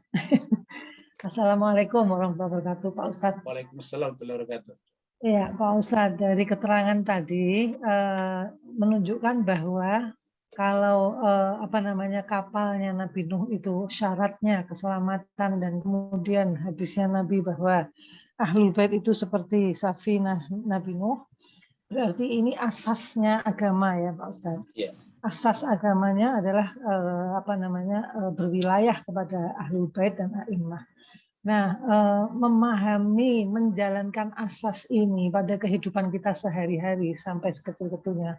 Mohon pencerahan Ustadz agar supaya kita ini di dalam melangkah terang gitu Ustadz. Sebelumnya jazakumullah khair. Baik, terima kasih banyak Bu Ima. Jadi pertanyaannya ini adalah asas. Asas artinya sangat penting betul. Prinsipil, mendasar, fundamental. Nah, sekarang bagaimana menjalankan ini? Ya, jemaah sekalian berbahagia, siapa sih sebetulnya itu keluarga Nabi atau ke manusia suci lah? Jawabannya mereka adalah Al-Quran yang hidup. Al-Quran yang hidup dengan Al-Quran yang bertuliskan, yang tertulis. Kita biasa sebut dengan Al-Quran An-Natiq dan Al-Quran As-Samit. Al-Quran An-Natiq artinya yang berbicara, yang As-Samit yang tidak berbicara. Nah, yang kita lihat ini, Bapak Ibu lihat di layar saya ini namanya Al-Quran yang samit, diam. Kita yang membicara, kita yang baca. Saya tadi bacakan lirrijali nasib, bukan suara saya Bapak Ibu dengar. Jadi ini hanya tulisan, namanya diam, samit. Nah, sedangkan kalau manusia kan berbicara, dia bisa menegur kita kalau salah, dia bisa menggait kita.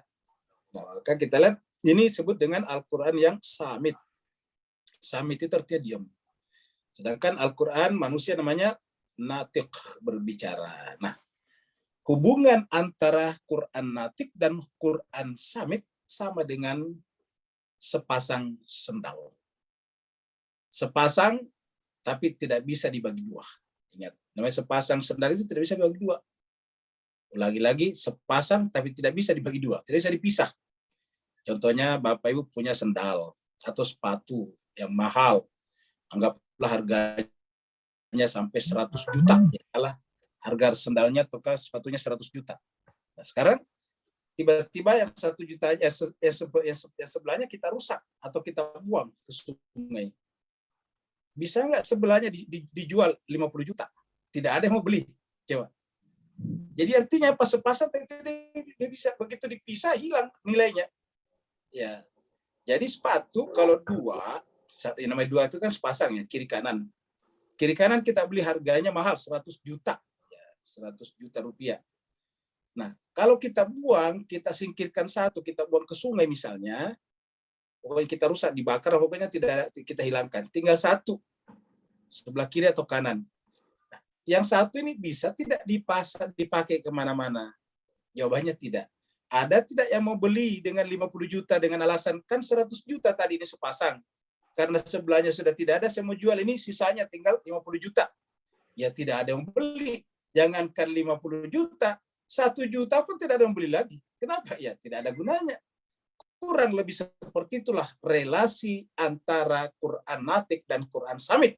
Sehingga kalau ibu bertanya bagaimana implementasinya, mempelajari Quran.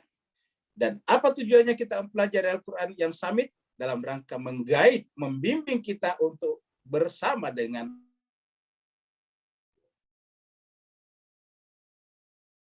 natik. Maka kalau kita akmit natik sama dengan menerima satu sendal dan menolak pasangan yang satunya. Berikutnya lagi. Siapa tadi yang punya giliran berikutnya? Saya Ustaz Silakan, ya. silakan. Ya, assalamualaikum warahmatullahi wabarakatuh. Masya Waalaikumsalam Allah. warahmatullahi wabarakatuh. Syukran. Tadi mungkin minta diperdalam aja Ustaz. Sama yang disampaikan oleh Pak Nur tadi yang pertama soal biqal bin salim tadi itu. Terus dalam ayat lain juga di surah Al-Imran ya Ustaz. Wa'tasimu bihablillah, itu bihablillah jami'a. Saya kan tadi biqalbin. Kalau ini ada bihabli, itu yang pertama Ustaz. Persoalan pertama yang itu. Kemudian yang kedua soal Nabi Nuh nih Ustaz. Beliau ini kan nabi yang umurnya sangat berumur lah, panjang gitu loh. Lalu dia punya istri dan anak juga. Nah, dalam cerita-cerita dalam Al-Quran digambarkan tentang istri dan anak. Berarti istri dan anaknya juga ini seumuran Ustaz, ya berarti ya. Dan mereka juga ini pasti sudah beranak pinak, berketurunan, karena sudah ratusan tahun juga berarti hidupnya mereka. Di kaumnya, menurut saya, yang kaumnya Nabi itu adalah putra-putri juga, cucunya Nabi Nuh juga menurut saya. Atau ada yang lain gitu. Dari turunan misalnya dari sebelumnya gitu, dari Nabi Adam dan sebagainya. Baik, Itu terima hanya kasih banyak. Jadi saya kira sebetulnya yang pertanyaan pertama tadi sudah terjawab tadi dengan pertanyaan Pak Nur, yaitu menggunakan kata huruf ba di sini. Ya. Jadi kalau dikatakan atau Allah bikal bin salim atau wajah Arab bikal bin salim sama, menggunakan kata bi, menunjukkan ini pentingnya huruf ba di sini. Nah di sini kita lihat juga wa'tasimu bi, ya jadi harus bi. Ini adalah mereka manusia suci. Habil sampai yang terakhir Imam Mahdi itu hablullah yang tidak pernah putus. Nah kita ini disuruh berpegang teguh bi dengan ini bi, ya seperti bi ismillah. Jadi hablillah adalah ismillah. Jadi hablillah ismillah, bi ismillah gitu. Atau kata di wajah Arabuka bi kalbin salim. Ya siapa itu habal? Kalbun salim, orang yang punya kalbun salim. Siapa itu ismun? Ya mereka yang punya kalbun salim sama. Dan kita semuanya tanpa kecuali disuruh ke sana. Wa'tasimu bihablillahi jami'a wala tafarraqu. Apa artinya tafarraqu? Jangan sampai lepas tangannya tadi dari situ. Ingat tadi perumpamaan kita memegang tangannya Nabi Nuh. Ya, maka jangan sampai lepas tangannya dari sana. La tafarraqu. Ya.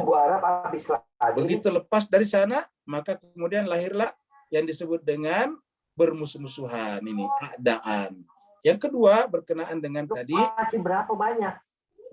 Yang berkenaan dengan anak keturunan Nabi Nuh tadi. Ya, jawabannya bukan cuma Nabi Nuh, kan Nabi Nuh ini kan bukan manusia pertama ya. Ke atas sudah ada Nabi Idris.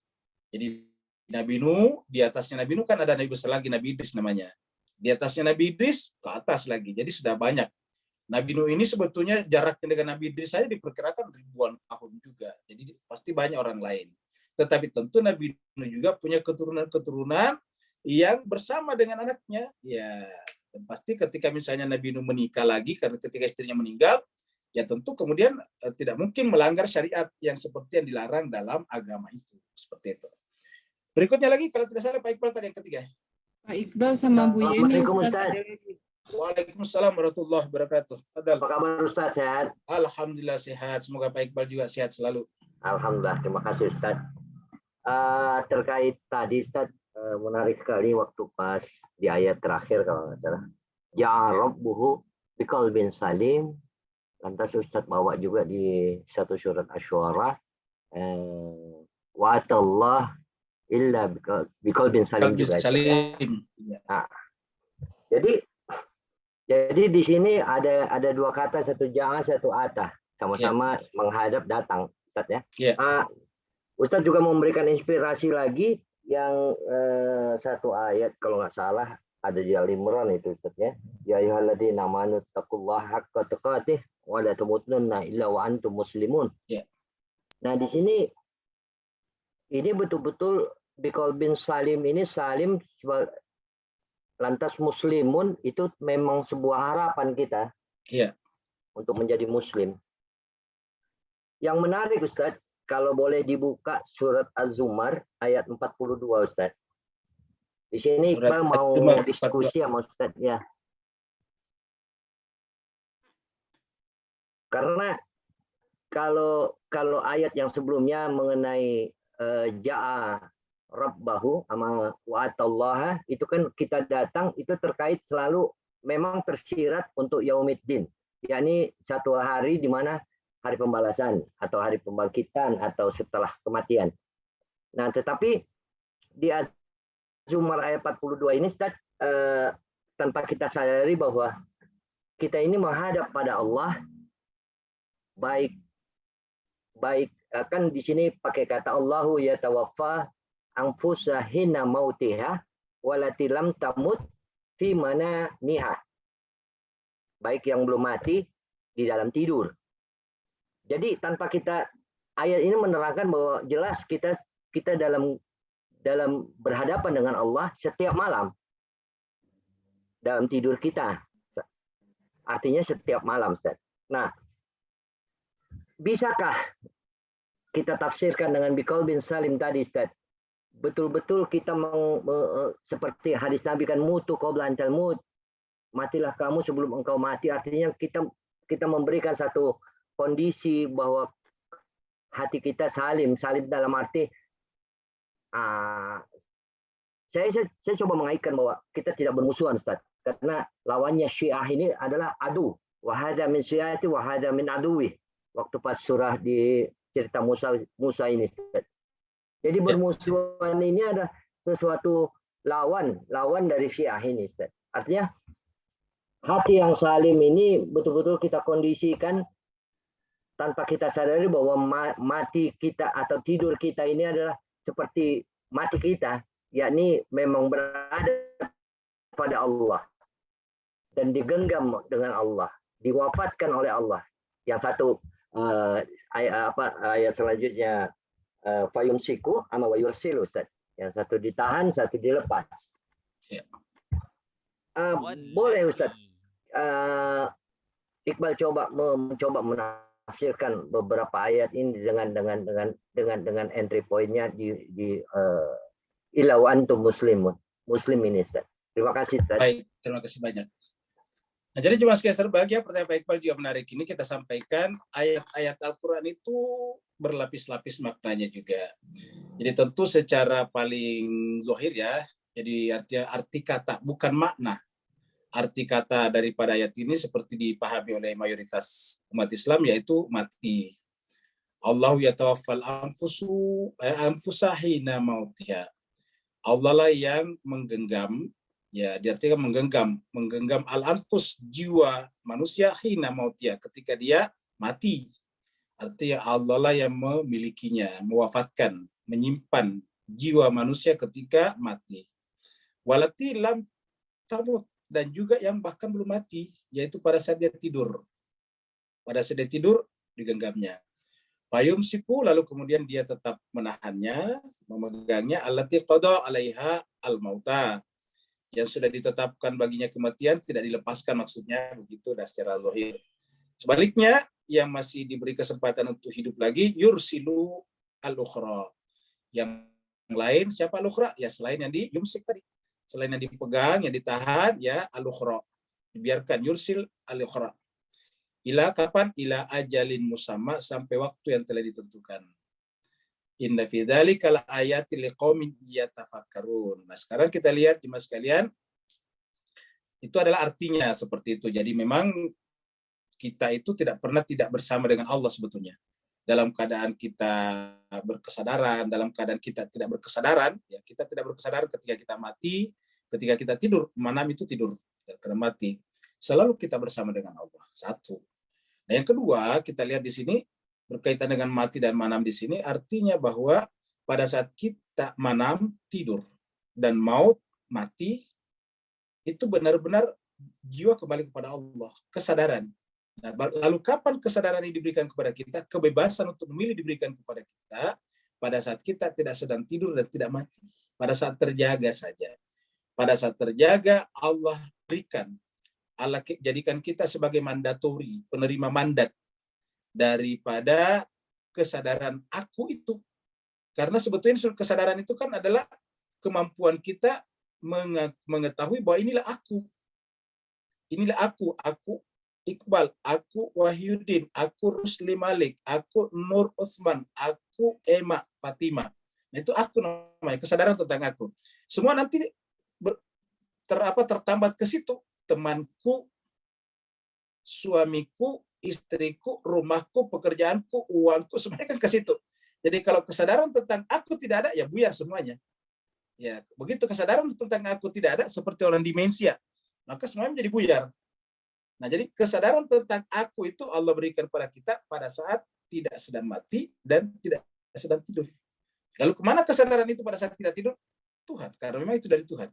Itu makna kedua. Yang ketiga, nah ini yang paling dalam yang kita bicarakan sekalian, yaitu kata-kata maut itu adalah kapankah kita sebetulnya kembali kepada Allah secara benar? Ketika kita mati, mematikan kesadaran kita. Inilah yang dikatakan Nabi, seperti dikatakan Pak Iqbal tadi, mutu qabla an tamut. Apanya dimatikan? Kesadaran akan keakuan kita harus dihilangkan. Karena yang ada pada diri kita sebetulnya akunya Allah.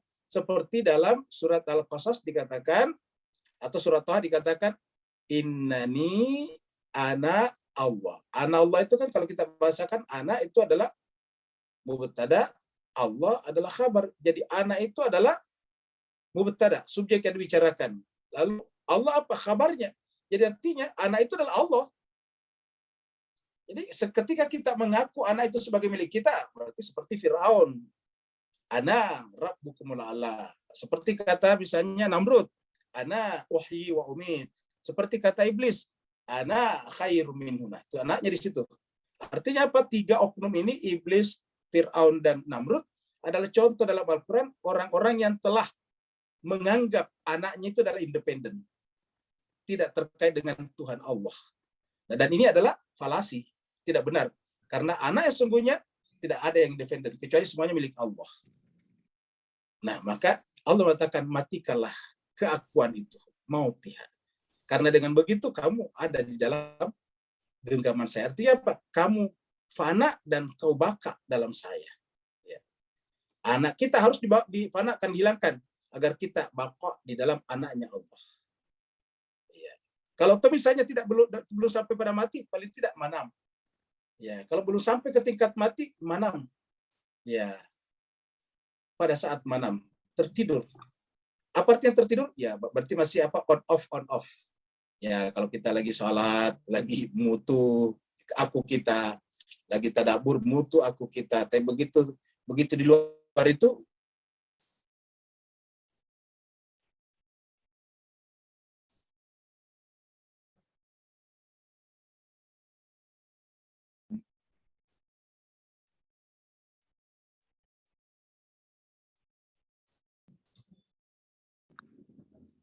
Suaranya hilang, Pak Ustaz. Oh, hilang. Saya pikir saya.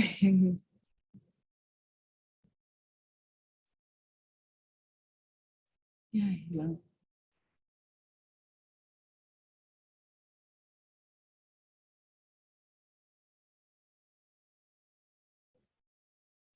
Terpental Ustaz. Sebentar ya Bapak Ibu.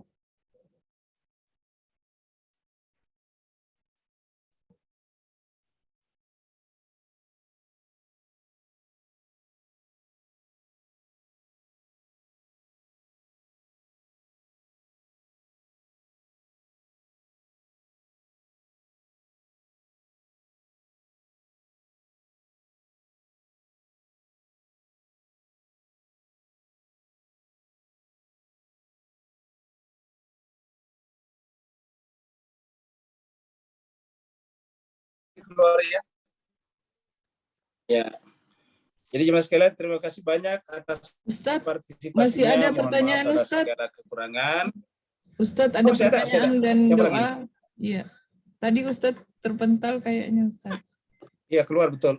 Iya. Iya, Ustadz. Dari Ibu Yeni. Terakhir pertanyaan dari Ibu Yeni, yaitu 24 ayat 11, jelaskan cerita bohong apa yang dimaksud dalam ayat ini. Kita tidak sampai kata yaitu cerita tentang Aisyah. Nanti Ibu Yeni baca saja. Itu kan berkenaan dengan Aisyah ketika pergi dalam sebuah perjalanan pulang dari peperangan, kan ketinggalan gitu. Lalu kemudian di belakang didatang seorang yang lain, laki-laki namanya Safwan. Akhirnya kemudian ya dinaikkanlah di atas kendaraannya. Nah, kemudian lahirlah cerita macam-macam gitu. Cerita itu sudah bercampur baur antara yang benar dan yang salah. Ya. Yang benarnya memang terjadi bahwa Aisyah pulang berdua dengan Safwan, tetapi banyak menambah-nambah lebih daripada itu. Nah, itu adalah ifkun. Berikutnya ada doa dari Ibu Hesti ya. Pertama, saya mengucapkan turut berduka cita yang sedalam-dalamnya kepada Ibu Hesti, Ombak 7 dari Pelabuhan Ratu yang telah berduka karena kehilangan suami yang dicintainya. Semoga diberikan kesabaran, ketabahan, keikhlasan, ridho, dan tawakal. Dan semoga almarhum suami yang pergi juga pergi dalam keadaan terampuni segala dosa dan kesalahannya, dibukakan pintu-pintu langit baginya, dilapangkan kuburannya, ditinggikan derajat dan kedudukannya. Kita doakan secara khusus almarhum Bapak Leo Reginald Learoid bin Reginald. Semoga Allah memberikan yang terbaik baginya. Ala hadinnya walikumtil salihah bi Muhammadin wa ali Muhammad. Allahumma rabbana ighfir lana dzunubana wa liwalidina warhamhum kama rabbayana shighara wa li jami'il muslimina wal muslimat wal mu'minina wal mu'minat al-ahya'i minhum wal amwat birahmatika ya arhamar rahimin, khususan untuk almarhum Bapak Leo Reginald Learoid bin Reginald. Allahumma ghafir lahu warhamhu wa'afihi wa'fu anhu wa akrim nuzulahu wasi madkhalahu warfa darajatahu wa dakhilhul jannata ma'al abrar ya aziz ya ghafar ya arhamar rahim. Allahumma ya Allah Tuhan kami, ampunilah dosa dan kesalahannya, maafkanlah khilaf dan alpanya, bukakanlah pintu-pintu langit baginya, muliakanlah tempatnya di sana, lapangkanlah kuburannya, tinggikanlah derajat dan kedudukannya, gabungkanlah almarhum Bapak Leo Reginald Learoid bin Reginald dalam golongan orang-orang yang kamu cintai, para nabi, para rasul, dan orang-orang saleh lainnya. Jadikanlah amal-amal kebaikan yang ditinggalkannya menjadi amal jariah baginya, anak-anak yang ditinggalkannya menjadi anak-anak yang saleh dan salehah, dan keluarga yang ditinggalkannya berikan kesabaran, keikhlasan, dan ketabaran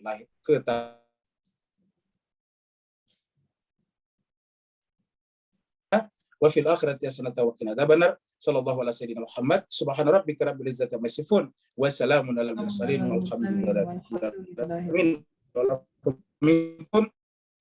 Wassalamualaikum warahmatullahi wabarakatuh. Terima kasih Ustaz. Terima kasih Bu Dokter. Terima kasih Bapak Ibu. Terima kasih banyak semuanya. Assalamualaikum.